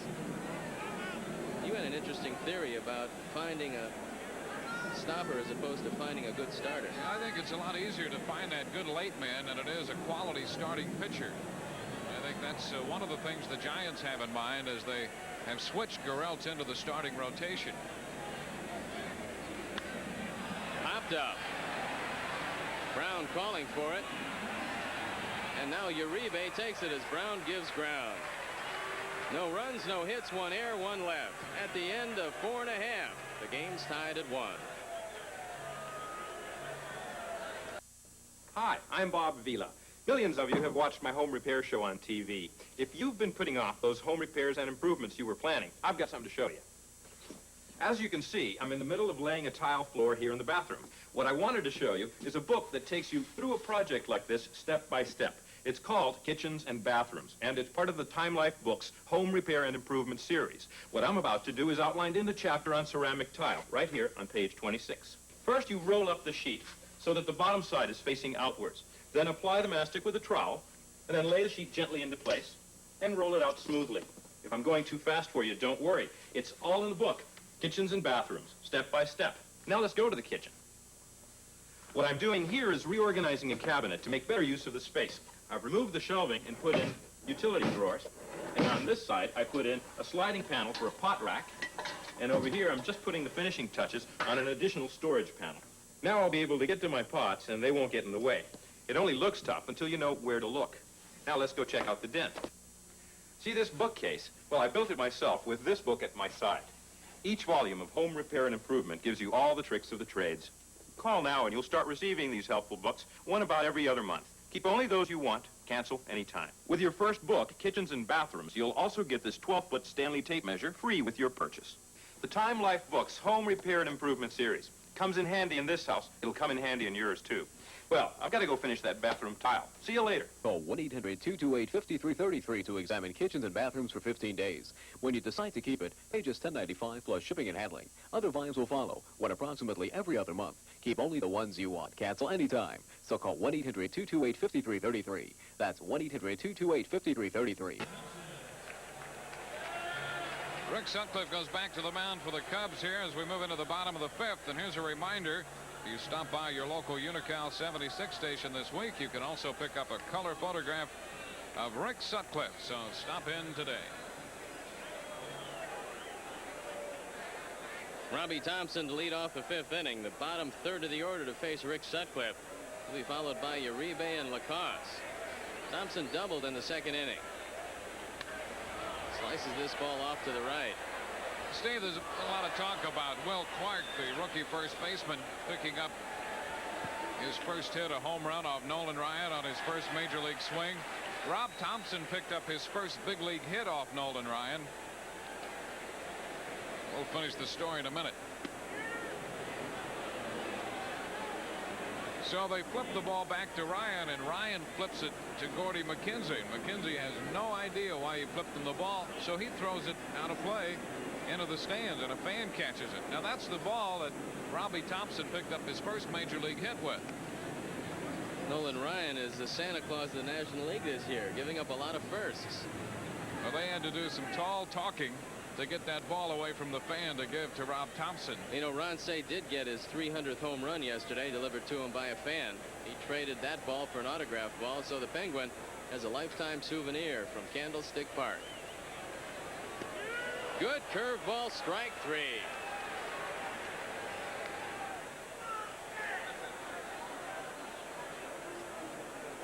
Here's the pitch from Sutcliffe to get Thompson looking.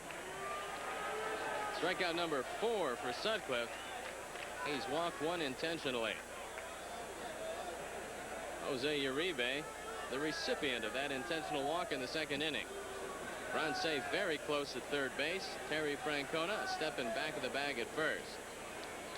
Mike Lacasse in the on-deck circle. Outfield shallow for Uribe. Curveball for a strike. Sutcliffe featuring that big overhand curve today. Billy Connors suggested that Rick Sutcliffe go to the overhand curve as long as he stayed over the top. He reviewed films of Sutcliffe in '84 and found out he was dipping down a little bit. Another good breaking pitch. 0-2. Well, that was a dandy.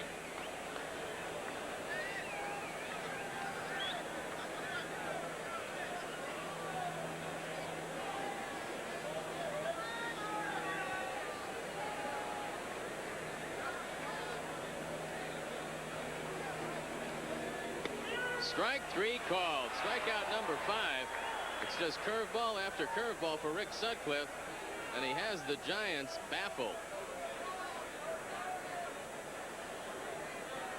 That's 9 in a row retired by Rick Sutcliffe since he gave up that intentional walk to Uribe back in the second inning.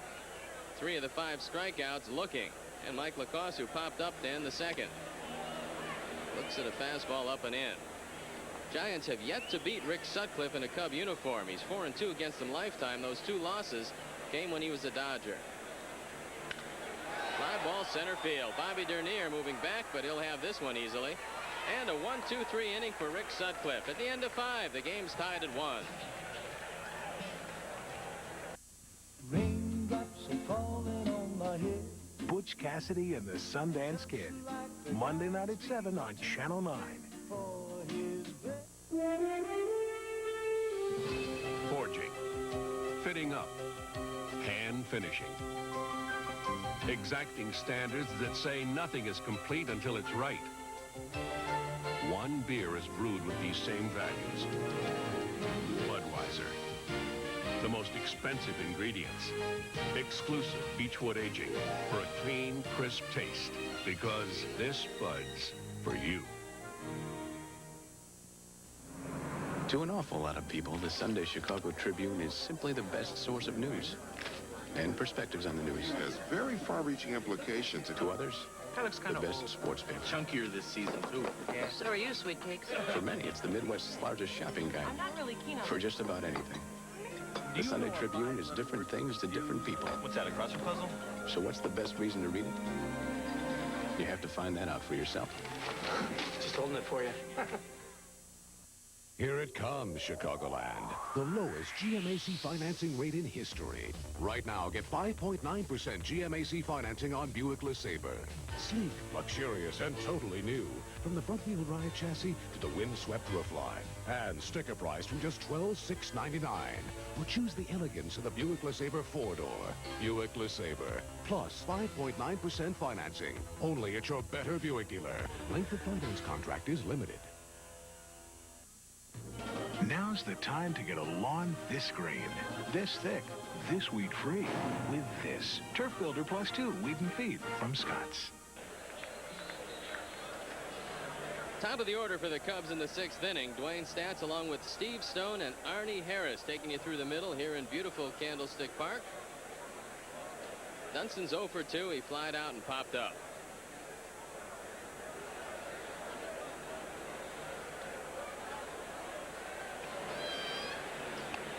and a fastball up high. This is a tough place to play the outfield, and with that in mind, the Giants have employed Willie Mays, who works with the outfielders. He's worked with Jeff Leonard a lot, as well as Dan Gladden on how to play center field here. Ground ball to shortstop. Uribe fires across, and he retires Dunston. The Giants wanted the presence of both Mays and McCovey during spring training, and they've carried it over to the season. They like the fact that these former great Giants are still associated with the ball club, and their presence here has really helped the players. Willie Davis was saying the other day that he thought while they hadn't particularly helped him on specific items, just their presence had helped the overall mood, and he would welcome the addition of Juan Marichal to the twosome of Mays and McCovey as well. Terry Francona looks at a fastball over the outside corner.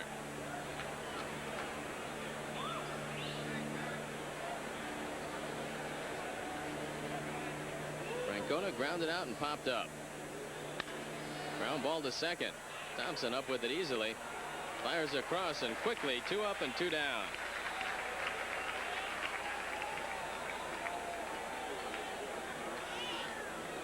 And Ryne Sandberg steps up. He drew a base on balls in the first inning, and he's responsible for the Cub run with a towering home run in the 4th. His 3rd home run of the year, his 12th RBI. Cubs have hit 18 home runs this year, and the Pepsi countdown game is on once again. You can pick up your Pepsi cans at any store. Valuable prizes. About halfway through the season, they'll announce those prizes. Good fastball, swing and a miss. The Cubs have been out-homered by the opposition this year. 28 for their opponents, 18 for the Cubs. That'll turn around some when the Cubs move back into Wrigley Field. They've played the overwhelming majority of their games on the road this year. Fastball misses high, 1-1.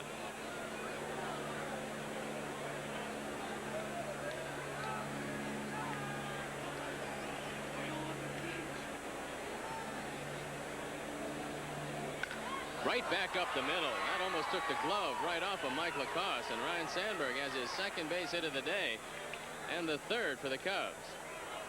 You could see Lacoste flinch as that ball went right back through the middle. Sandberg is on for the 3rd time today on this liner. Sandberg's been on base 5 times in a row now with a single and a walk. His last 2 plate appearances in yesterday's game. Sandberg having a pretty good series. 2 hits Friday night with a walk, hitting a walk yesterday, and 2 hits and a walk today. Keith Moreland, who's 0 for 2, popped up and grounded out. Mike Lacoste with a good move to first base. He's not particularly difficult to steal against. He's got a long, slow delivery that lets a base runner get an extra step or 2. Good chance we'll see Sandberg going. Right back up the middle. Here comes Sandberg around second. He'll go to 3rd. Throw coming in by Gladden. So the Cubs have runners at the corners and 2 outs.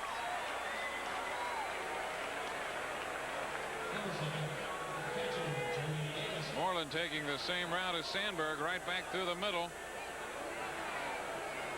A late grab attempt by Lacoste on that ball.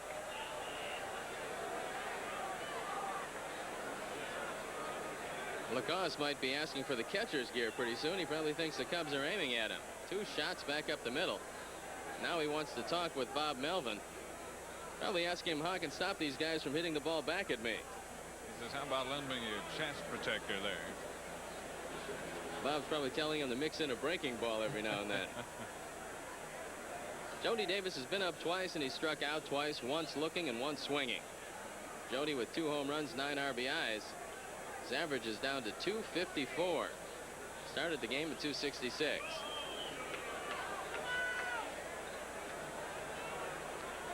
Sandberg at 3rd. Moreland leads away at 1st.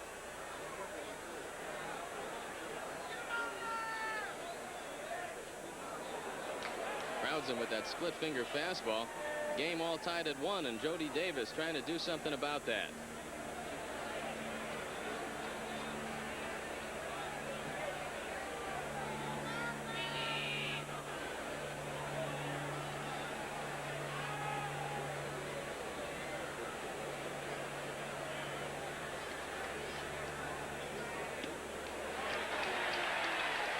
makes it a strike.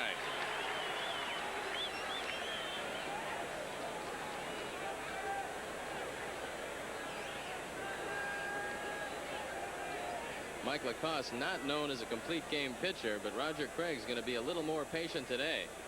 He's had a beleaguered bullpen of late.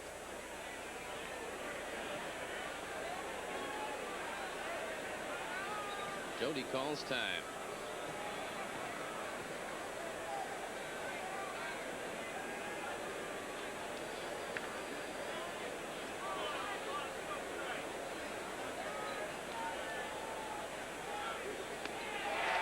Fastball, swing and a miss. 1-2. Well, Lacoste just challenged Jody there and threw it by him. Lacoste not normally known as the type of pitcher who can throw that fastball up and in by hitters, but he did that time.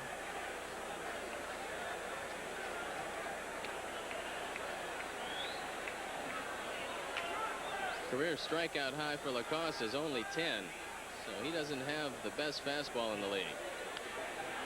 That fastball fouled off. Count holds at 1-2.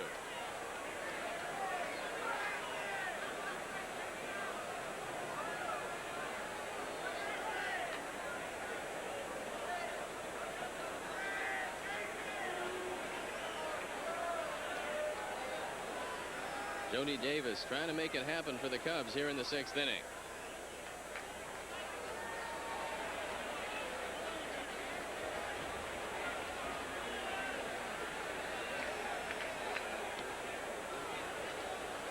Keeping an eye on Keith Moreland.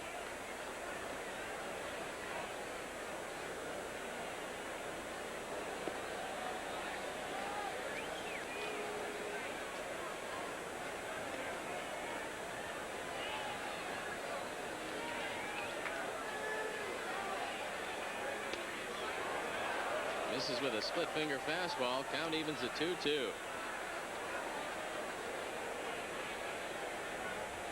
You have to go all the way back to August 9th of 1984 to find the last complete game for Mike Lacoste. Now Norm Sherry comes out and wants to have a word with Lacoste.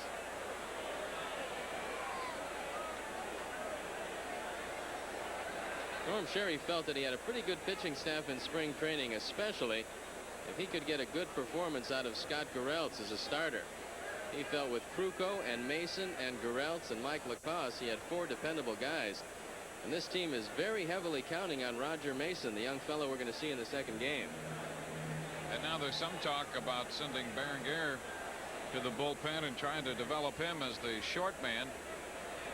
Control has been one of his problems in the past, but the other night against the Cubs, he had pretty good control and a good arm, of course. Well, he's been timed at up to 97 miles an hour, and that could be the answer to the bullpen stopper for the Giants if Juan Berenguer can take over.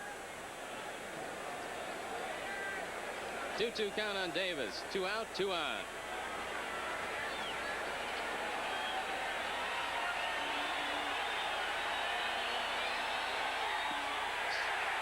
Just misses outside, and it looked like Harry Wendelstedt wanted to raise that right arm.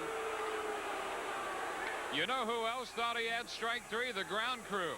They were headed to the infield to water it down here. Well, now they're up to put back their hoses. They were almost all the way to the foul line.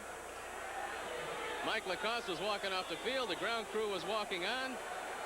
Bob Melvin was tossing the ball back to the pitcher. But Jody Davis gets another life, and it's a full count. Let's take advantage of it, Jody. I don't know if they wanted to use the hose on the infield or Wendelstedt. Foul right down by the ground crew, and Jody's telling him to stay back until the inning's over.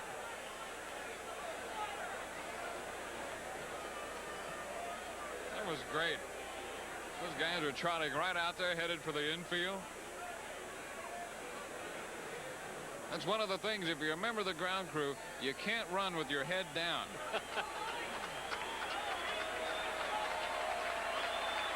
A good look at Mike Lacoste. A big pitch for him.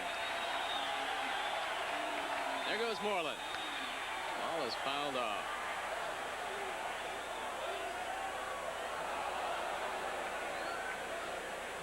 Outfield straight away for Jody Davis, deep in all fields. Infield back just about as deep as they can get.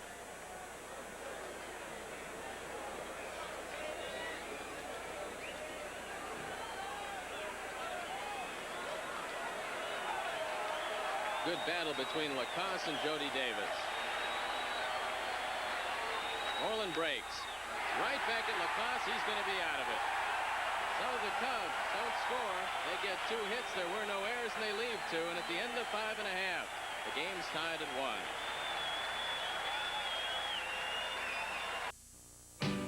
Want a new way to get your kicks? Now it goes to St. Louis, Joplin, Missouri, Oklahoma City. Look The Toyota MR2. You'll see Amarillo, Gallup, New Mexico. Mid-engine, 16 valves. Prices on home improvement on every item, every day. 5 convenient Chicago area locations to serve you. Power over death, eternal happiness. That was amazing. Tales from the Dark Side, tonight at 10 on Channel 9. The Giants will have the top of the order facing Rick Sutcliffe in the 6th inning. It'll be Gladden, Clark, and Brown. 1 run, 4 hits, 1 error for the Cubs. 1 run, 3 hits, 1 error for the Giants. Jim Fry trying to figure out a way to get some runs here in the first game of the doubleheader. Cubs will be flying back to Chicago tonight on a United charter. Have tomorrow off and start a long homestand at Wrigley Field on Tuesday.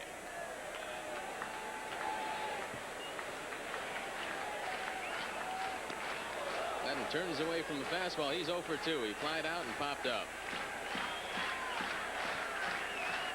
The fans in San Francisco trying to get behind their Giants. This one is fouled back.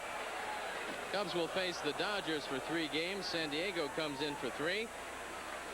Then after the off day on the 12th, in which the Jack Quinlan Memorial Golf Tournament will be played, San Francisco comes in for 2 before the Cubs take off for Houston.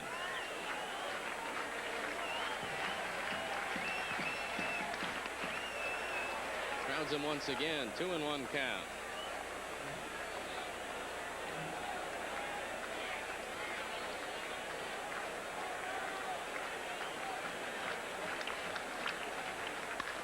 Ground ball to shortstop. Dunston up with it. Fires across and gets him.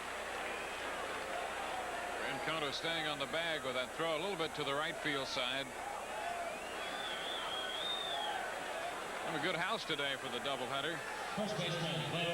Candlestick will seat about 58,000.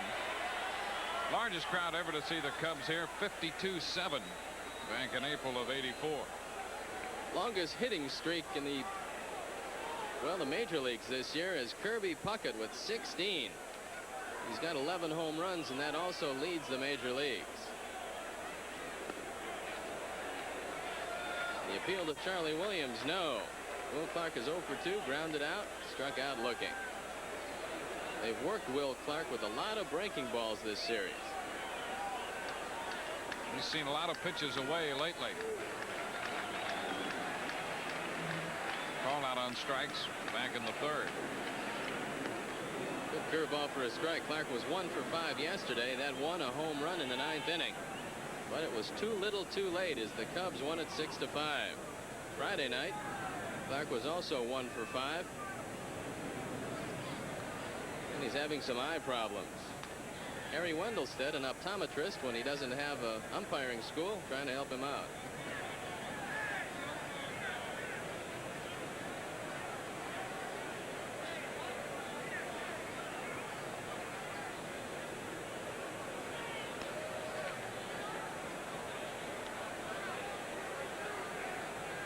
The trainer is either Mark Latender or Greg Lynn. They list 2 of them, and they don't wear their names on the back of their jackets, so we're not quite sure. I think they ought to take him out of the ball game for precautionary measures. That'd be a good idea. Rest him till the 2nd game. But apparently, Roger Craig doesn't think along the same lines. 1-1 count on Will Clark. Popped up, another breaking ball, this one on the hands, and Sean Dunston puts it away. 2 up, 2 down.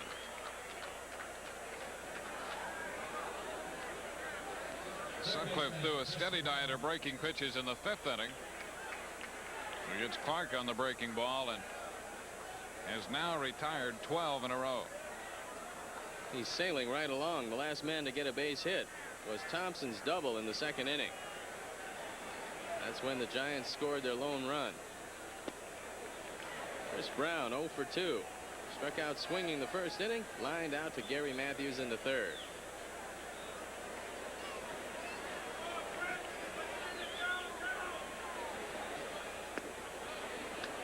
Breaking ball misses 2-0 in the 2nd inning. Leonard singled, followed by a bunt by Davis. Ron Cey a throwing error. And on the double play by Bob Melvin, Jeff Leonard came across to score. That was the Giants' run. The Cubs' run on a solo homer by Ryan Sandberg.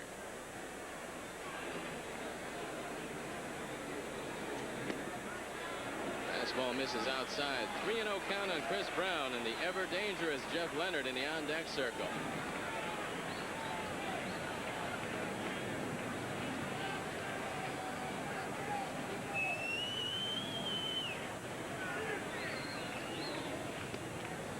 Throws a 3-0 curveball but misses. Ball 4. That's the first walk of the unintentional nature issued by Sutcliffe today. He intentionally walked Uribe in the 2nd.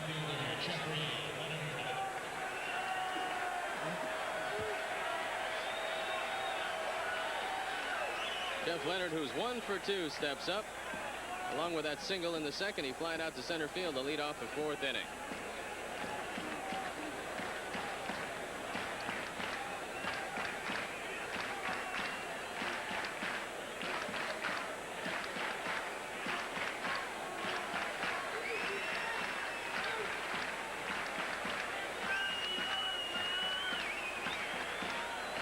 Sutcliffe broke into the Dodgers organization together.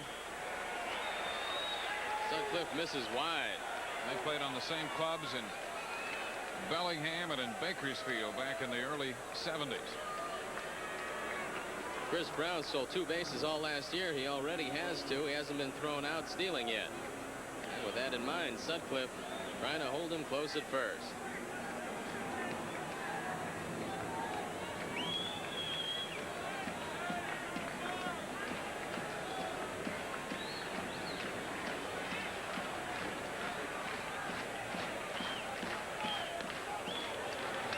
Breaking ball misses, so 6 straight bad ones thrown by Sutcliffe. Leonard 3rd in the league at hitting coming in. 2 behind the leader in home runs, and Billy Connors now out to talk with Rick.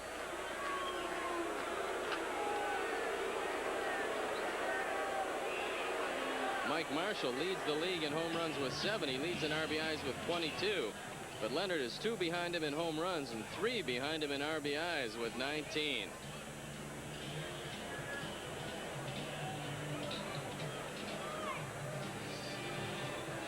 Sutcliffe was drafted by the Dodgers in '74, and Jeff Leonard was signed as a free agent. Leonard grew up in Philadelphia. He said he grew up in a neighborhood so bad that scouts wouldn't even go in. And only by some special arrangement did one of the Dodger scouts happen to hear about him and see him play and signed him. He didn't really come into his own until he came to San Francisco, though. He was a good player with Houston, but he was an opposite field hitter. Now he's a dangerous power hitter. And he looks at ball 3. So Sutcliffe digging himself a hole with 7 straight bad ones. Chili Davis on deck.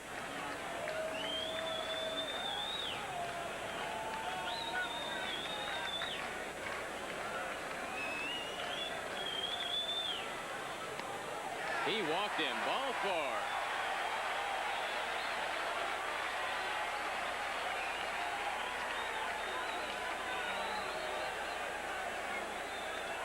Chili Davis is 1 for 2. A bunt single in the 2nd, and he struck out swinging in the 4th. Tough spot here for Sutcliffe because Chili Davis obviously has good power. He's a dangerous hitter up there. He'd like to pitch around him with Melvin, the light-hitting catcher, on deck. However, with a couple runners already on 1st and 2nd, Sutcliffe pretty much forced to pitch to Chili Davis here. Davis has had very good luck with the Cubs through the course of his career. Third ball misses. 9 straight balls.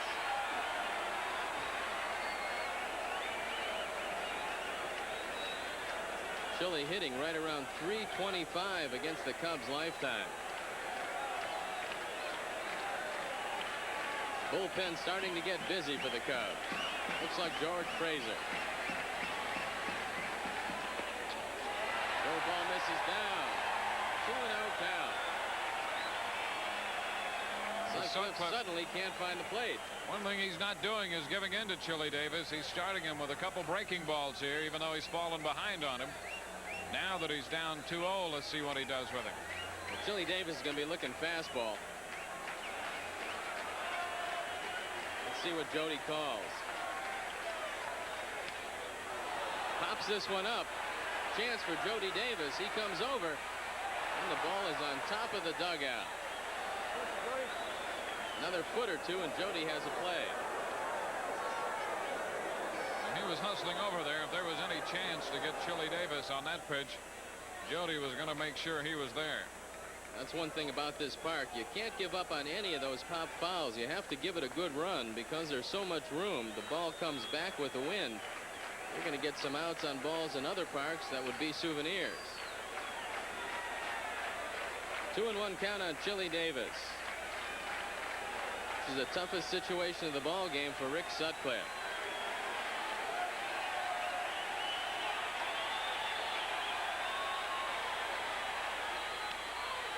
Popped up. Cubs should be out of it. Terry Francona calling for it, and Sutcliffe gets out of a jam. No runs, no hits. No errors, 2 left. Harry will be back. Wayne, it's been a pleasure. We'll see you in the second game. And the 6, 1-1. You can do about it. Leave it to the good hands, people. Come into Allstate and compare. I'll be in menswear. We'll do everything we can to save you some money. There you are, sir. Nice shirt. Well, thanks. Looks like I get to keep it. You're in good hands with Allstate. A member of the Sears Financial Network. There are big changes on the next Bob Mueller. With Steve Stone, this is Harry Carey at Candlestick. We go to the top of the 7, all tied up 1-1. Let's pause here for station identification. This is WGN Television, Channel 9, Chicago.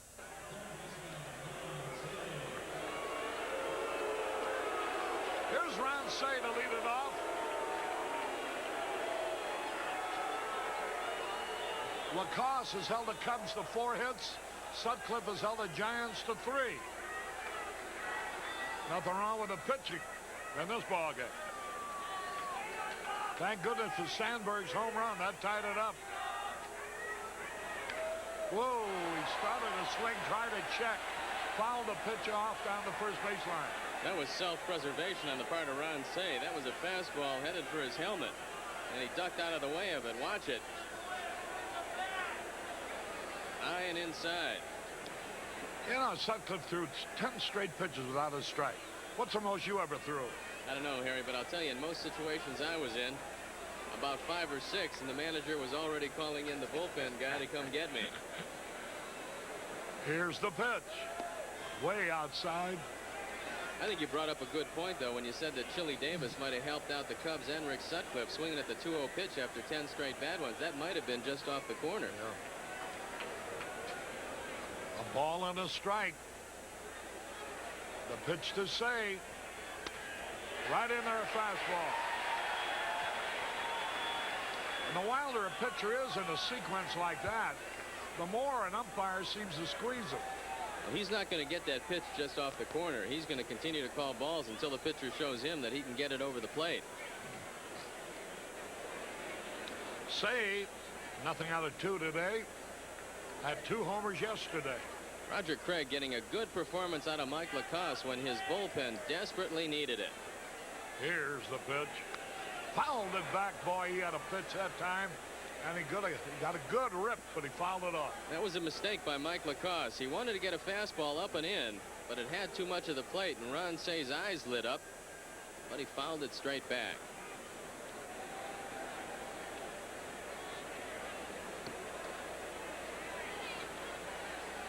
1-2 the count. The pitch. Stuck him out center.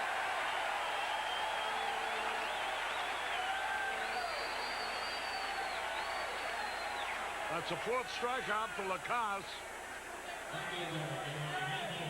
We're in the seventh.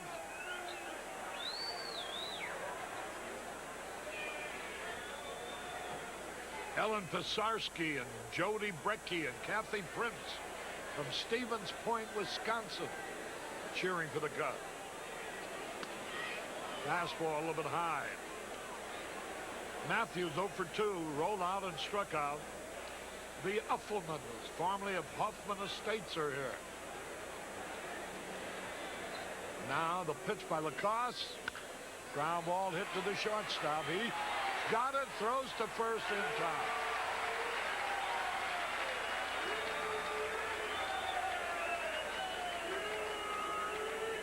Boy, Matthews has trouble running down that line. He got down slowly. Uribe fumbled the ball. It popped up in the air. Then he still had time to grab it and throw to first base to get him easily. Here's Bobby Dernier.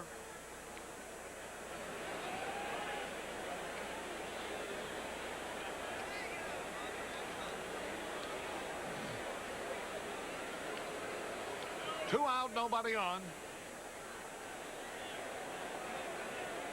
First game of the doubleheader. There's a wild one back to the screen. It'll be interesting to see when Jim Fry goes to his defensive alignment today. Usually in a close ball game, he's been substituting for both Ron Cey and Gary Matthews.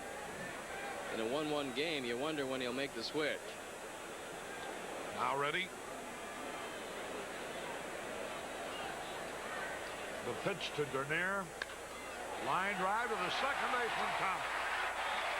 Dernier aligned to Thompson. 1-2-3, nothing across. We go to the bottom of the seventh, still tied at 1. Carry back at Candlestick Park. We're going to the bottom of the seventh in a tight pitching duel here. With the score 1-1. Cubs have had 4 hits. The Giants have had 3.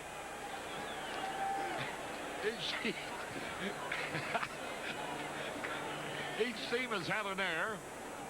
Okay, I'll stop tickling you. Here's Bob Melvin to lead it off. He's 1 out of 2 today. Or rather, nothing out of 2. He rolled into the double play in the second, on which their only run scored. 1 strike and nothing. Rick Sutcliffe delivers. Fly ball in the right center field. Moreland on a run. Makes the catch.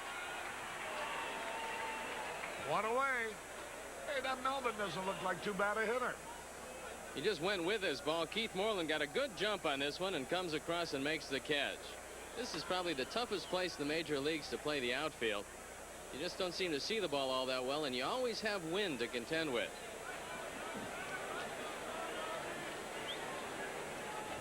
Mark Brand from Soft Billies here cheering for the Cubs. Here's Rob Thompson.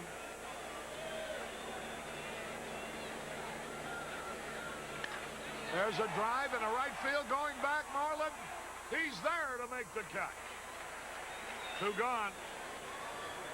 And here's Jose Uribe. And Sutcliffe can use an easy inning here in the 7th. He threw a lot of pitches, including 10 straight balls in the 6th. He'd like to keep this one to 5 or 6 pitches if he could. You know, I mentioned the other night reading in the paper about this 100th anniversary of a famous Italian restaurant here in San Francisco, the Fior d'Italia, which is owned by good friends of mine and relatives of Gene Micheletti, Gene and Giorgetti's restaurant in Chicago. And to celebrate their 100th anniversary, they serve food at the prices that prevailed 100 years ago. I want to read you some of the items. Here's a pitch in there for a strike call. Veal saute, 5 cents. Risotto with clams, 10 cents. Veal scallopini, 15 cents. Calf's liver, 15 cents. Uribe had a cut. Tenderloin steak, 30 cents. Veal cutlets, 10 cents. Chicken broiled, 20 cents. Tortellini bologna, 5 cents. Chicken, 25 cents. And then they got on the bottom of this menu, any inattention or overcharge, please report to manager. You could have all those items for less than $1. There's nothing like 100-year-old liver, Harry. You sure they didn't dig that up from one of the old lockers somewhere? No, it wasn't even in Al Capone's vault. The count has gone to 3-2.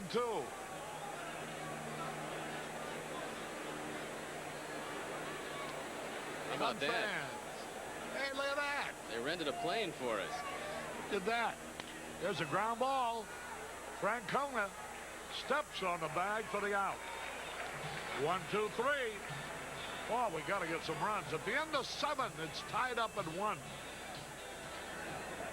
With Steve Stone, Harry Carey back at Candlestick Park. We go down to the top of the 8th, and Rick Sutcliffe's going to be leading it off. Steve Lasko, lifetime Cub fan from Walnut Creek, which is suburban area here, cheering for the Cubs. And that airplane, we understand that Irving Park is a sports bar in downtown San Francisco where they have a dish to pull in the Cubs telecast. The Irving Club. Here's Sutcliffe trying to win his own game here. Fastball a little bit inside. Top of the 8th. Since 1980, Mike Lacoste has only completed 5 games. So I'm sure Roger Craig will keep a close eye on him. Ball 2 is high. 2 balls, no strikes. The top of the batting order. With Dunston, Francona, and Sandberg would follow if Sutcliffe can get on there. 2 balls, no strikes. They'll follow even if he doesn't get on there. But better that he be on. There's a ground ball to the second baseman. Thompson throws the first, easy out. Here's Dunston now. After going 4 for 4 Friday night, he's nothing out of his last 8. Chris Brown is very close to the line at third base, but he's a step in back of the bag. Dunston, who's been working on his bunting, might like to try to lay one down that way if Brown doesn't come in. He laid one down in the first inning, and Brown made a good play to throw him out. Sean Dunston. Oh, boy, he had a good ball to hit. He fouled it off. 1 strike and nothing.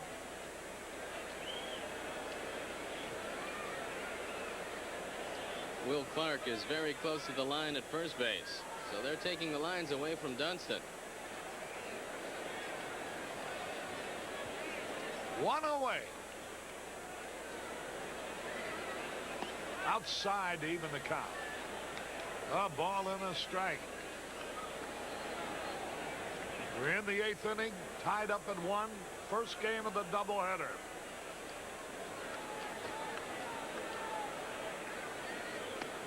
Strike on the outside corner. Boy, Lacoste is throwing just as good now as he did earlier.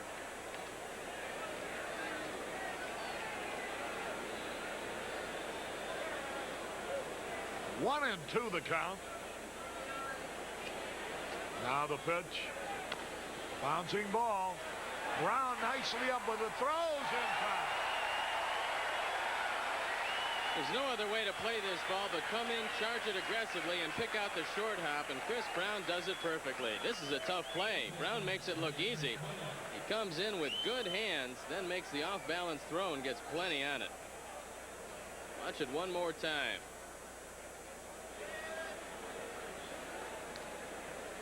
Here's Francona. He's been stopped today. He had 1 out of 5 Friday night, driving in a very important run. 2 out of 5 yesterday, driving in the 2 winning run.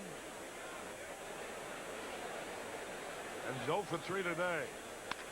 There's a line drive in the left center field, but Leonard is there, and he makes the cut. That ball was stroked. 1, 2, 3, nothing across. We go to the bottom of the 8th, still tied up at 1.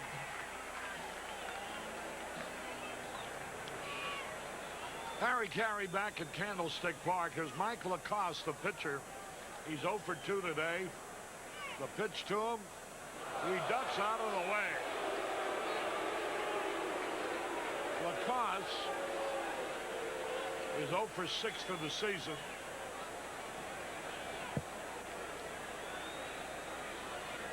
Now the delivery. Fouled it back to the screen. Sutcliffe threw so very well his last time out against San Diego. He took a big lead into the 9th inning, only to have it dissolve, and he got a no decision. He's throwing another gem here today. Hopefully the Cubs will be able to get something going and earn the big guy another win. There's a curve strike call. I'm surprised that left-hand hitter like Mumphrey or Bosley's not playing against a fellow like Lacoste, who's a sidearm right-hander. You would think you'd want to get as many left-hand hitters as you could. Francona's the only one on the batting order. Strike 3 called. That's a 6th strikeout for Sutcliffe. He's walked 3, one of them intentionally. Here's Gladden. Apparently Jim Fry is trying to get both Gary Matthews and Ron Cey one more at bat. If anybody gets a base hit next inning, Cey will come to bat, and then Matthews. Because usually at this time of a tight ball game, Jim Fry usually goes to his defensive alignment, but it isn't the case here today. 1 out, nobody on. Here's Dan Gladden. He's 0 for 3 today.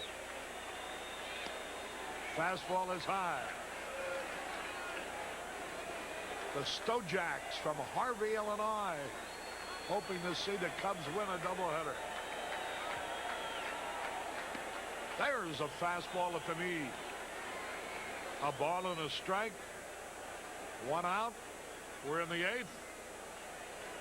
There's Roger Craig, the manager of the Giants. He was going to bunt. Did he draw back in time? He did, I guess. Ball 2. 2 balls and a strike. Gladden hitting .270 for the year.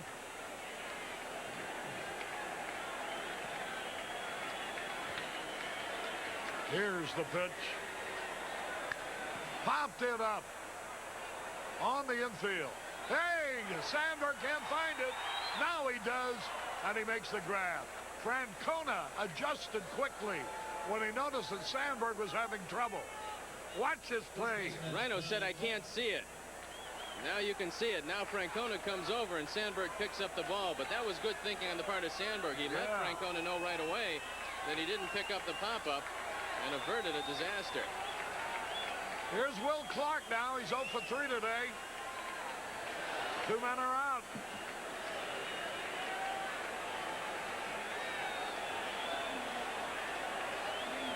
Sutcliffe getting ready. Here's a situation where you want to keep the ball away from Clark. If he gets a base hit, you want it on the other side of second base. Here's the pitch. He swings and he fouls it back. Sutcliffe has thrown him a steady collection of breaking pitches. Caught him looking with a good curveball over the outside corner in the 3rd inning. Swung and he missed. And he's ahead of him now 0-2 with 2 out. Sutcliffe allowed a hit only in the 2nd inning. They got 3 of them, 1 of them being a bunt. There's a wild one back to the screen. 1-2 the count. Probably the biggest difference in the major leagues as opposed to the pitching that Will Clark has seen is the fact that up here, most of the pitchers can get their breaking ball over the plate. many times at the college level. A pitcher throw a good curveball or two, miss with it, and then have to come with him with a fastball. And that's the pitch that he can really drive. Now Jim Fry's calling attention to something. He wants to talk to Harry Wendelstedt. Wendelstedt coming over to talk to Jim Fry. It must be the count.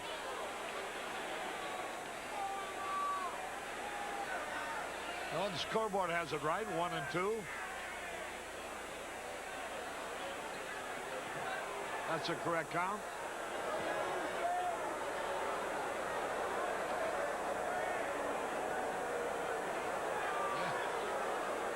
It's 0-2. Apparently Clark fouled that pitch off the bat. So it is 0-2. That pitch that looked like it was a wild pitch, apparently he foul-tipped it. Fastball missed. He's trying to hit the outside corner. Don't make a mistake to this fella. 2 out in the bottom of the 8th. I think he's going to throw him one more of those good curveballs. Try to break it from the outside in. Now the pitch, here it is. Struck him out swinging. The 7th strikeout for Sutcliffe. In 6 of the 8 innings, he's retired the side in order. He's only allowed hits in 1 inning at the end of 8. Still tied at 1. With Steve Stone, Harry Carey back at Candlestick as we go to the top of the 8th. Sutcliffe has retired the side in order in 6 of the 8 innings. With 2 out and nobody on, he went into that control lapse, throwing 10 straight bad pitches in the 6th, walking Brown and Leonard, but then he got Chili Davis to pop up. So the only inning in which they've had hits off him was in the 2nd when they had 3, including a bunt that set up their run when Say made a wild throw to first. Sandberg, who tied it up with a homer in the 4th, is trying to untie it here in the 9th. Cubs won yesterday's ball game with 4 runs in the 9th.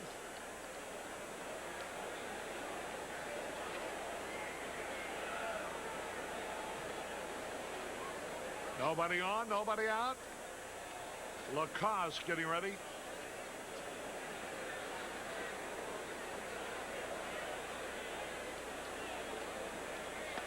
Outside.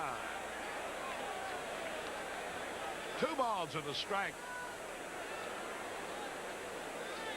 Montreal has come from behind to tie up Houston. 2 balls and a strike to pitch. Ball 3. Lacoste hasn't walked but 1 man.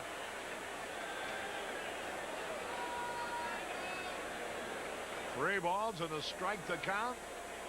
It's time to pick out that good area where you want the fastball and let it all go. Ooh, he had a cut and fouled it back. Texas edged the Yankees 4-3. Roger Clemens, a 3-hitter. The only run Oakland got was a homer by Kingman. As the Red Sox won 4-1, he fanned 10.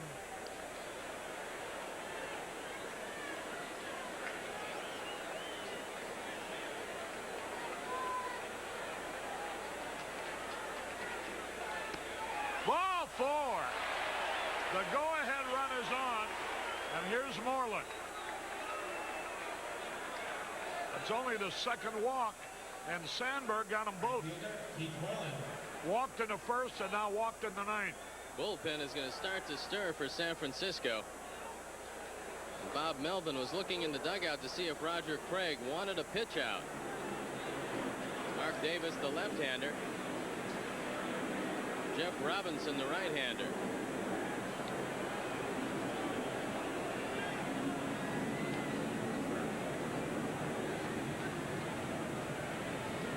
Here is Sandberg a lead. He bunts. The only play will be the first play. Sacrifice. Putting it up to Davis and Say.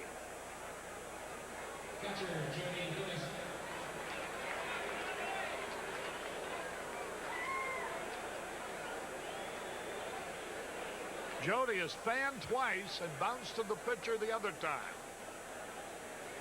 Say is fanned once, fouled out once, and flied to center once. Time is called as Bob Melvin goes out to talk to Mike Lacasse. Cubs might be able to make Lacasse's best pitch work for them. That split finger fastball goes in the dirt quite a bit, especially when you try to overthrow it. And in a tight ball game with a tiring pitcher, Sandberg is going to have to be alert at second base for that short, wild pitcher pass ball. He threw 2 wild pitches in his last start.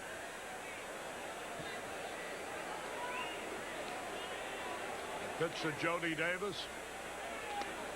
Fastball low. 1 ball, no strikes. The go-ahead run in scoring position.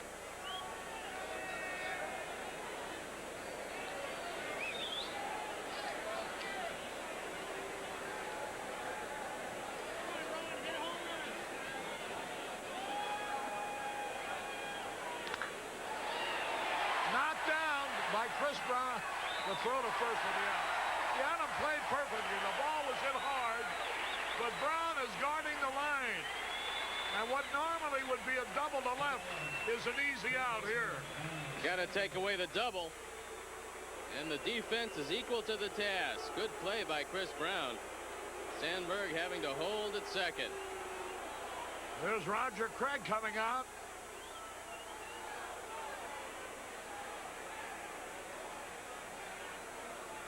Two men are gone. Gary Matthews is on deck. Roger Craig has a decision to make, whether to pitch to the perennial giant killer or pass him and throw to Gary Matthews. Between them, they're 0 for 6. He's going to leave Mike Lacasse in there, but he's probably telling him, don't give Ron Cey anything too good to swing at, especially from the middle of the plate in. Well, the giant killer's up there. He had 2 homers yesterday. He's hit a ton over his career against them, including 25 in this ballpark. He has 40 home runs during his lifetime. And better than half of them here in this park.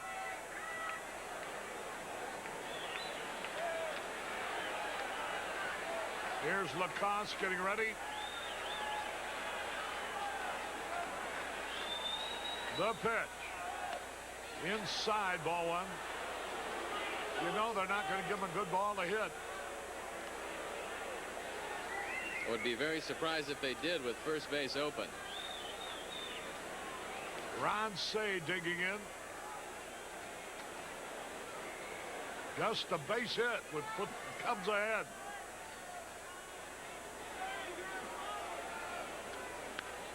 Not a good cut of the fastball, but he fouled it off. Houston and Montreal, they're having quite a ball game. 6-6 at the end of 6. Houston had a big lead. Now ready?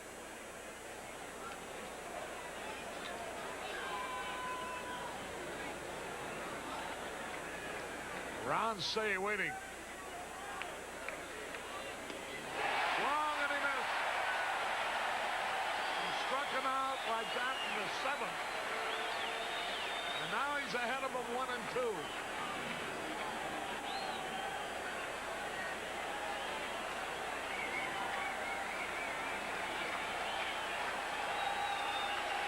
Sandberg in scoring position.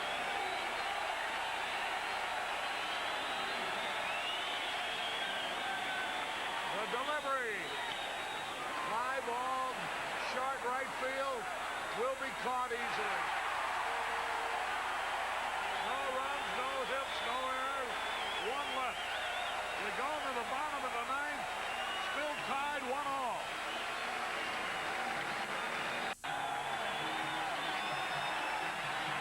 Carey with Steve Stone. We go on the bottom of the 9th. Listen to this crowd as Chris Brown comes up.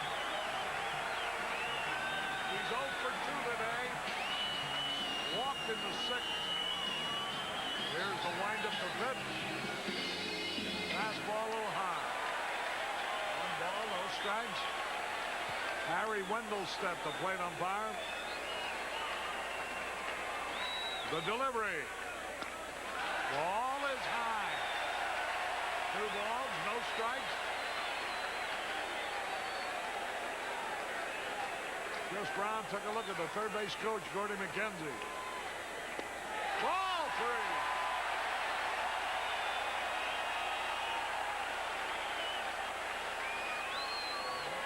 3 balls, no strikes.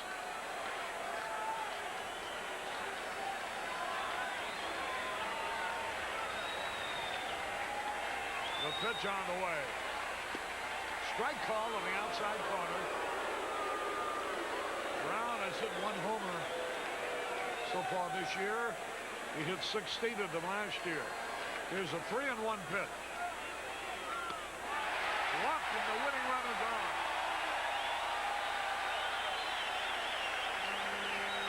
Here's Jeff Leonard.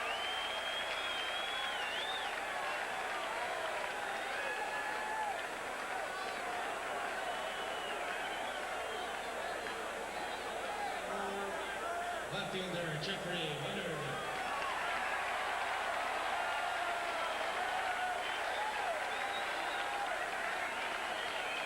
Leonard singled and scored their only run in the second inning on a double play, into which Bob Melvin grounded. He flied out on the 4th, and he walked in the 6th. Now Roger Craig has been hitting and running a lot on the very first pitch. Let's see what he does this time. Brown save very close to the line at third base. Jeff Leonard, the hottest hitting giant. Now the save time is called. And Leonard is walking towards Gordy McKenzie. Apparently he didn't pick up the sign the first time, and he doesn't want to leave anything to chance. He wants to make sure that he hears right from the lips of Gordy McKenzie what he wants him to do. Runner at first. Nobody out. Bottom of the 9th. Tied up 1-1.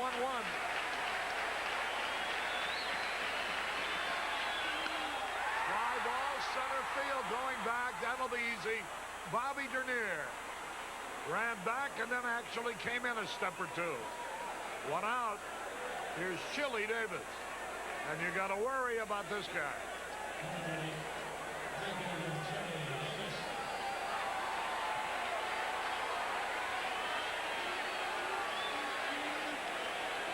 They still have pinch hitter deluxe Candy Maldonado on the bench. Maldonado 6 for 11, 2 home runs, 7 RBIs as a pinch hitter. And with Bob Melvin due up next, it would lead you to believe if Chili Davis keeps it alive, you'll see Maldonado.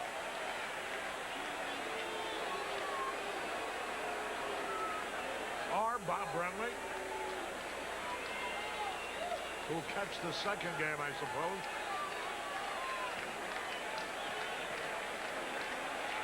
Now the pitch.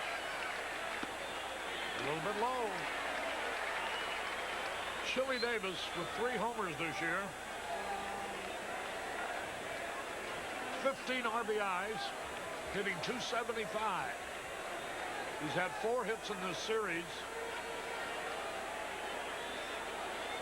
4 out of 10. It's been tough to get out. There goes the runner. Swung on. Base hit in the right field. Again, they put on the hit and run. And Davis singles to right. 5 successful hit and runs in 3 games for Roger Craig. Right over the head of Terry Francona. Chris Brown breaking on the pitch. And now Bob Melvin is going to hit for himself. So Melvin's going to be the hitter.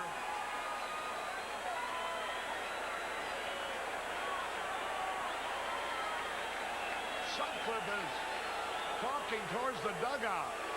And here comes Jim Fry.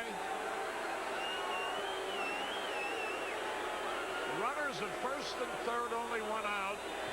That base hit had eyes. It was right between Sandberg and Francona with the runner going. And Brown had no trouble going to third.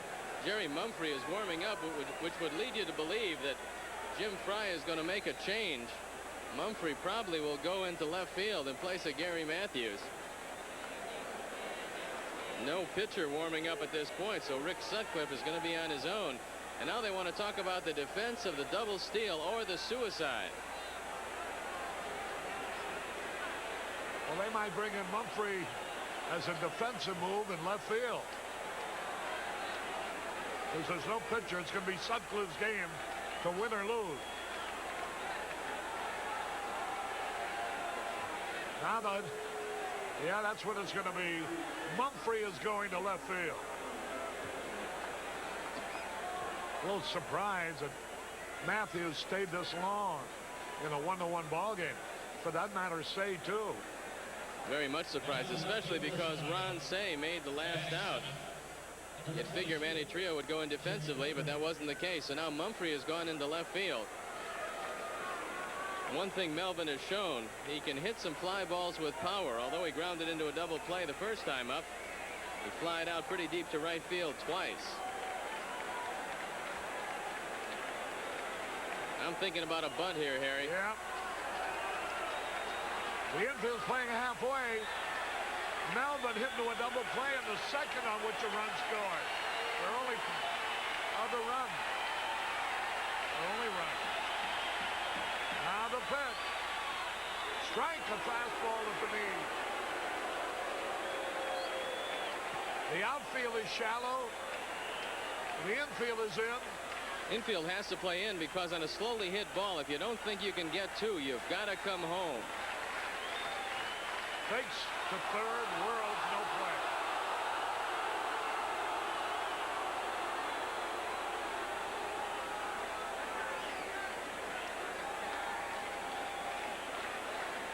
Here's the pitch. And he's ahead of him now, 0-2. Another fastball. Melvin got around late on it. He could really use a strikeout here.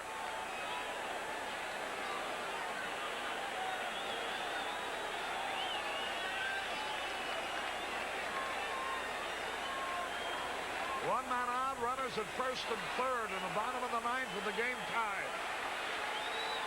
The fake to third again. Just as that particular move never picks anybody off first base, it never fails to evoke the cry of balk from the crowd, and of course it's not. Here now, McKenzie wants a top.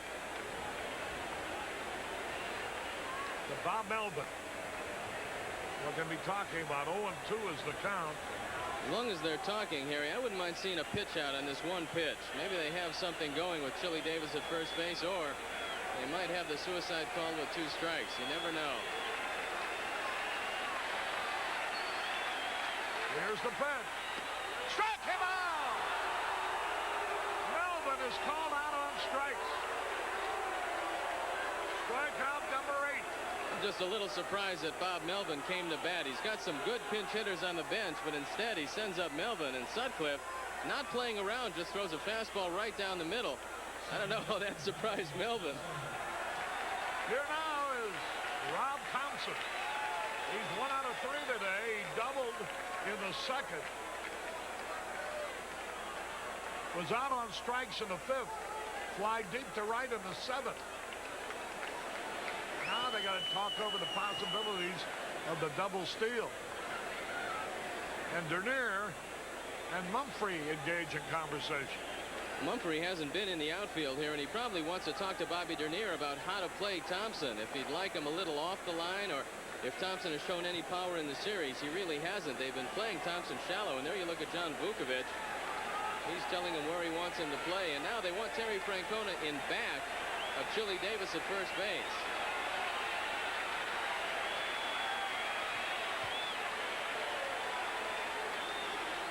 A lot of maneuvering going on here late. Now Terry Francona's in front of Chili Davis.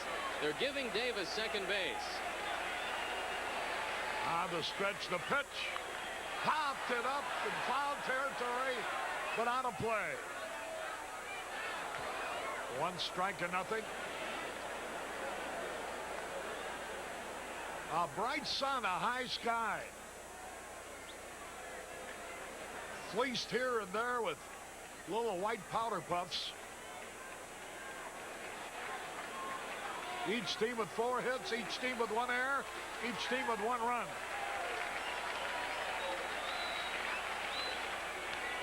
Swings and he fouls it off. Chili Davis was breaking because they're not holding him on. They're concentrating on the hitter. 0-2 the count. Now in this spot he threw a fastball by Melvin. Let's see what he'll do to Thompson.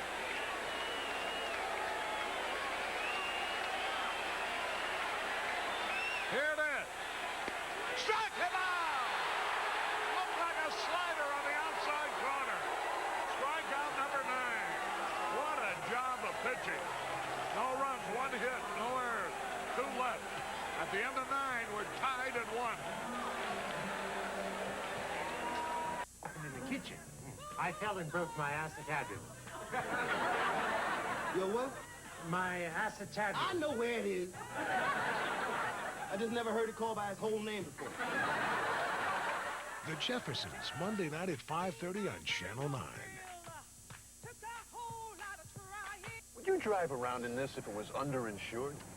What, are you kidding? And your place here. Would you sleep well if it was half insured? Not on your life. That's my point. We've insured you fully on these assets, but not on your life. Your lifetime earnings are your family's greatest asset. Yet most of us seriously underinsure our lives. Your Aetna agent has a new generation of life insurance program. Back at Candlestick Park, never a dull moment with the Chicago Cubs, is there? Win or lose, or in some cases even tied. We still got an 8-8 game with Pittsburgh to finish up. There's been 8 straight one-run ball games in this park. All 6 games last year were decided by 1 run, and the first 2 games here was 1 run. Let's take a look at the last pitch one more time. He left both Bob Melvin and Rob Thompson standing there on 0-2 fastballs. Just an outstanding job of pitching by Rick Sutcliffe. Boy, it's a shame he didn't win this one 1-0. He very easily could have. Now we go into extra inning. Matt Keogh warming up in the bullpen for the Cubs. And it'll be Jerry Mumphrey leading it off. Mumphrey, who had a big hit in yesterday's victory as a pinch hitter, driving in the run. Mumphrey's used left and left center very well this year. A lot of pitchers have tried to stay away from him. That's where he likes the ball. He loves to get his arms out. The Giants are playing him around toward left center field. Chili Davis well off the line in right, a big gap in right center. If Jerry can just turn on the ball, he can run all day. He's hitting .313 for the year. Lacoste fires high, ball 1. 1 ball, no strikes.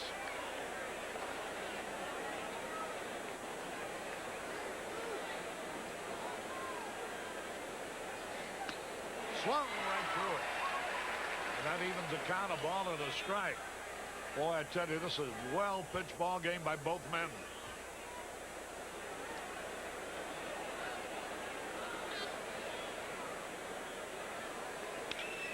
A high drive, foul, out of play into the left field corner. Harry, how many times do you see in this day and age 2 starting pitchers battling into the 10th inning? Both teams have bullpens that are very, very exhausted. That's one of the reasons. Now the pitch on the way. Wild one, that evens the count 2-2. That was a split finger fastball. I wish he'd have thrown that earlier. Only had a runner at third.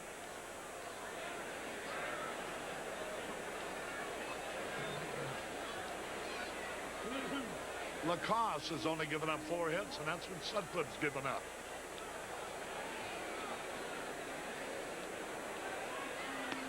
Ball 3. Ryan Sandberg homered in the 4th. It's a good thing he did. Lacoste is pitching away from his defense. The defense is playing Mumphrey. Hit the ball to the off field. Lacoste is pitching him inside. 3-2 the count. Foul tip, he's still alive.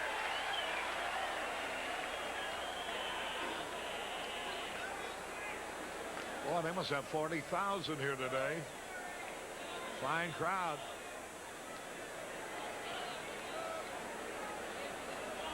Three and two, the count. Dernier on deck. There's a base hit like a bullet. I don't know how they keep that guy out of the ball game, to be honest with you. He's tough against right-hand pitchers, Harry, especially right-handers that don't throw the ball very hard. He just seems to see the ball well, and he goes right with it. Hey, he hits better than Matthews. He runs better than Matthews. He throws better than Matthews, and he catches the ball better than Matthews. So what's the big problem? No argument with you there. But I wouldn't beat around the bush if I were you. Well, if that isn't telling it like it is, I don't know what is. There you get into, you know, number problems like contracts. I wonder how many games contract won. Not too many, I don't think. Right-hander and a left-hander for the Giants. Jeff Robinson, Mark Davis, and Matt Keogh warming up for the Cubs. Bobby Dernier. Oh, he popped it up! What a play by Clark. Boy, the inability to execute on the part of the Cubs. That's the second bunt that they've been unable to get down. Bobby Dernier pops it up, and a good play by Will Clark. And Bobby's really had his troubles with the sacrifice. Here's Sutcliffe now. Boy, nice play by Will Clark. Terrible bunt. That's why you lose close ball games. Failure to execute. Cubs have an opportunity in the third inning. Bobby Dernier singled, and then Rick Sutcliffe popped up a bunt that Mike Lacoste let drop. A play later, Sean Dunston rolled into a double play. Well, here's Sutcliffe. Maybe he can win his own game. He's done everything else today. Time is called.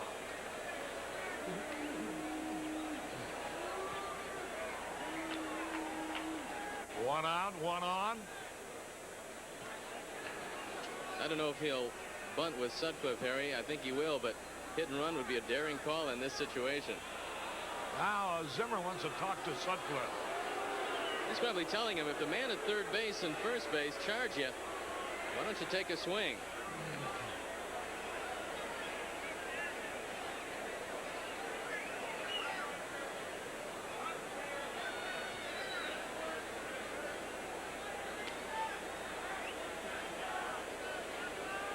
Rick Sutcliffe, 30-year-old right-hander, left-handed batter with power when he connects.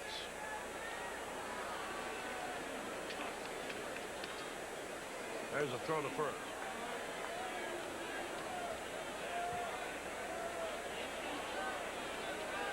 Chris Brown playing very shallow.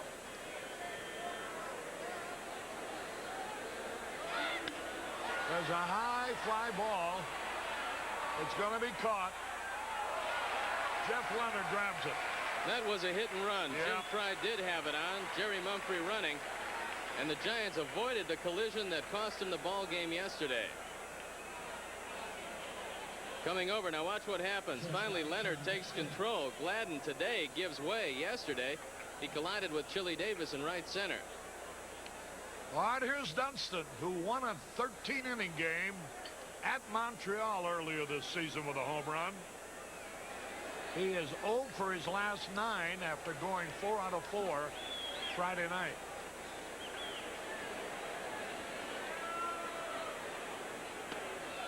Outside, ball one. Mumphrey, the runner at first, 2 away.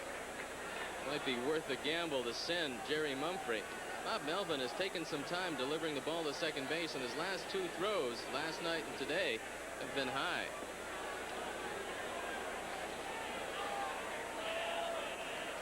Again, he's back. First game of the doubleheader.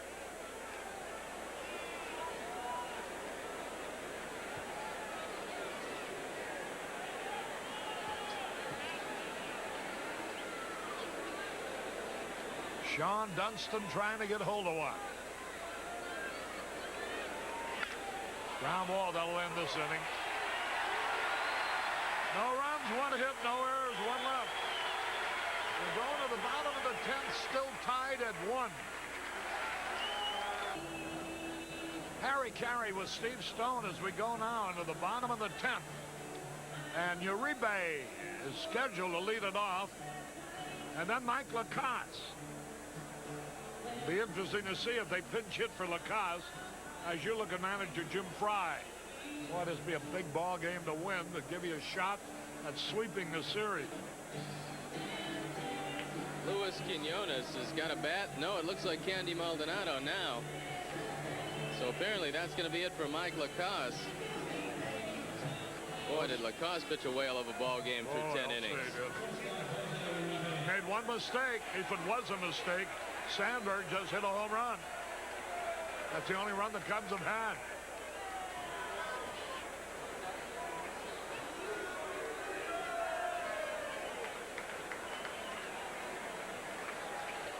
Cubs have had 8 base runners in 10 innings. Uribe leading it off. Mike Woodard also swinging a bat down there, so apparently, depending on what Uribe does, we'll see any number of 3 giant hitters. Curves a little high. Each team has had a total of 8 base runners, and each team scored 1.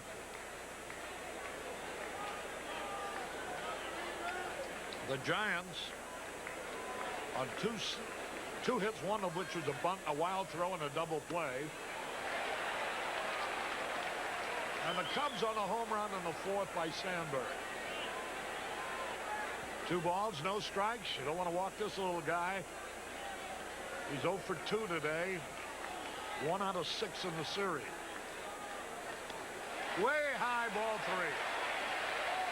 He walked the leadoff man, but got out of it in the 9th.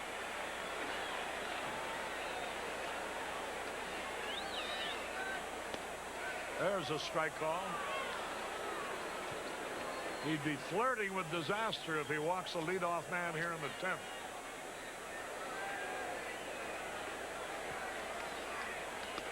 He did. You can only go to the well so many times, and Sutcliffe was in a jam in the 2nd. He was in a jam in the 6th. He was in a big jam in the 9th. You just have to wonder how much the big guys got left. Mike Woodward, little infielder, a Chicago boy, will be the pinch hitter for Lacasse. Woodard has been up twice in the series, and he's grounded to second base both times, but I think he's up there to lay one down. Woodward very fast. High, ball 1. Rick not following through this inning. He's just throwing the ball up, and it's staying up there. We're going to pause here quickly for station identification. This is WGN Television, Channel 9, Chicago. Mike Woodard, born in Melrose Park.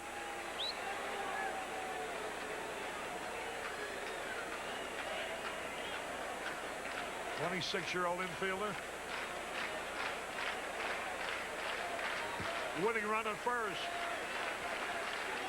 Save playing very shallow.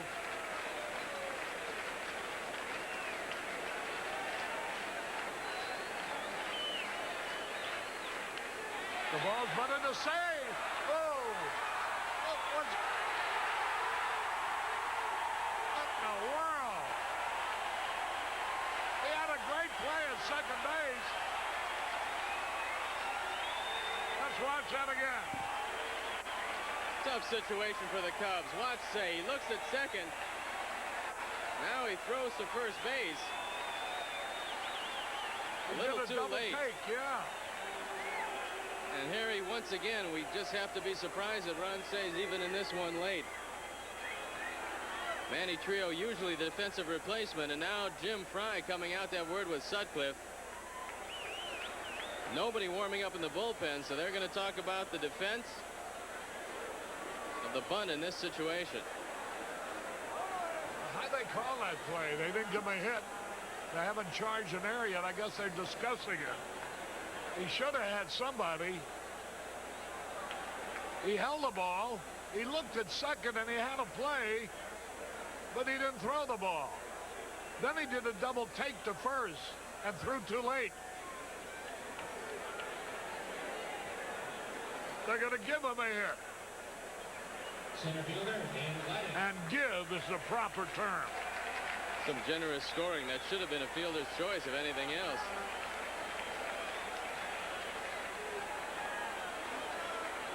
Here's Dan Gladden now.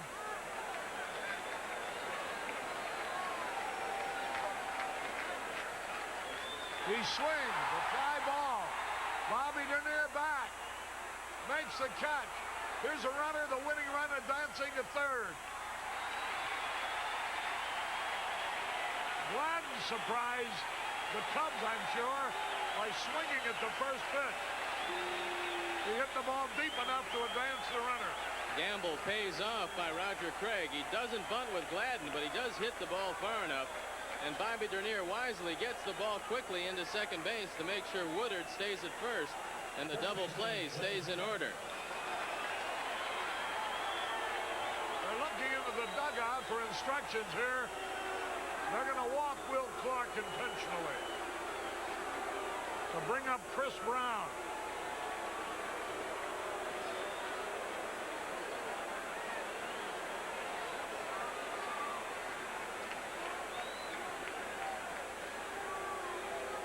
This will be the 6th walk given up by Sutcliffe. 2 of them will have been intentional.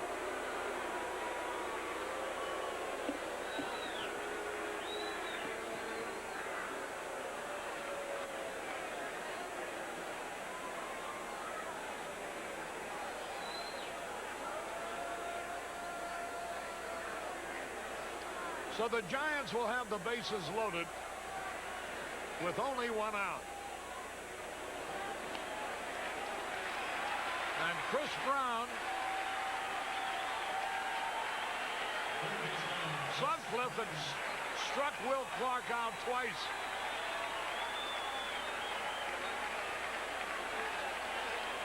Well, they're gambling here on the play anywhere. Either to go for the double play, depending on how the ball is hit, or to get the man out at the plate. Brown digging in.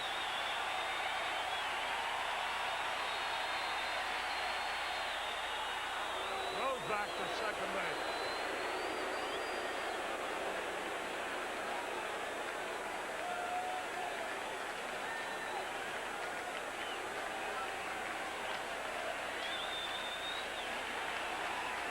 Identical tie, same run, hits, and air.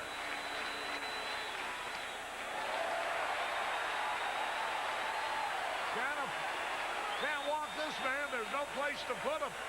Sandberg in very close at second base, as is Francona at first. They're going to come home, trying to get the home to first double play on a ground ball. High pop fly. Center field wants to play at the plate. Here's the catch. Here's the throw. Terrible throw.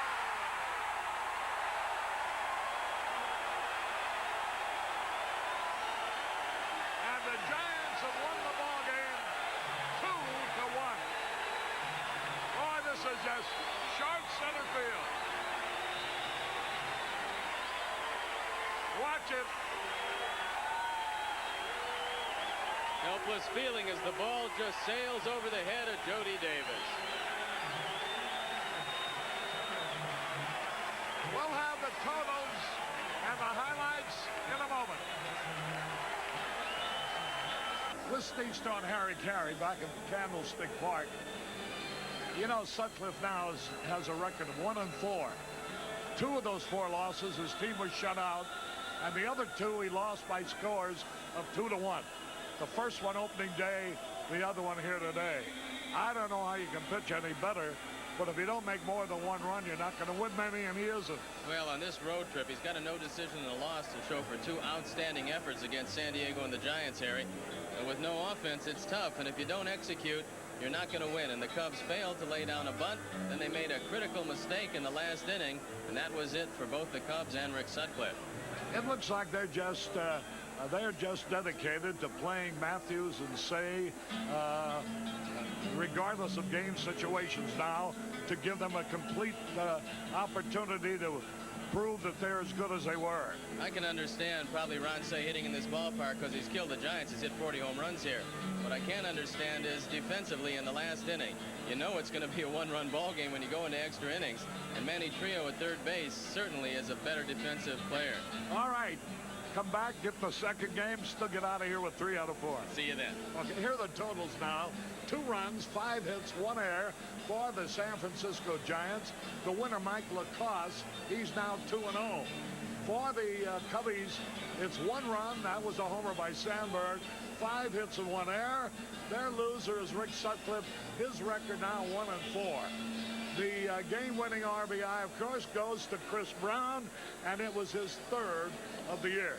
This is only the first game of the doubleheader, so don't leave us. We have another exciting game coming up in a few minutes. Now with Steve Stone, Harry Carey from San Francisco until we start the second game, reminding you that I'm a Cub fan and I'm a Bud man, and win or lose, I hope you are too. So long, everybody.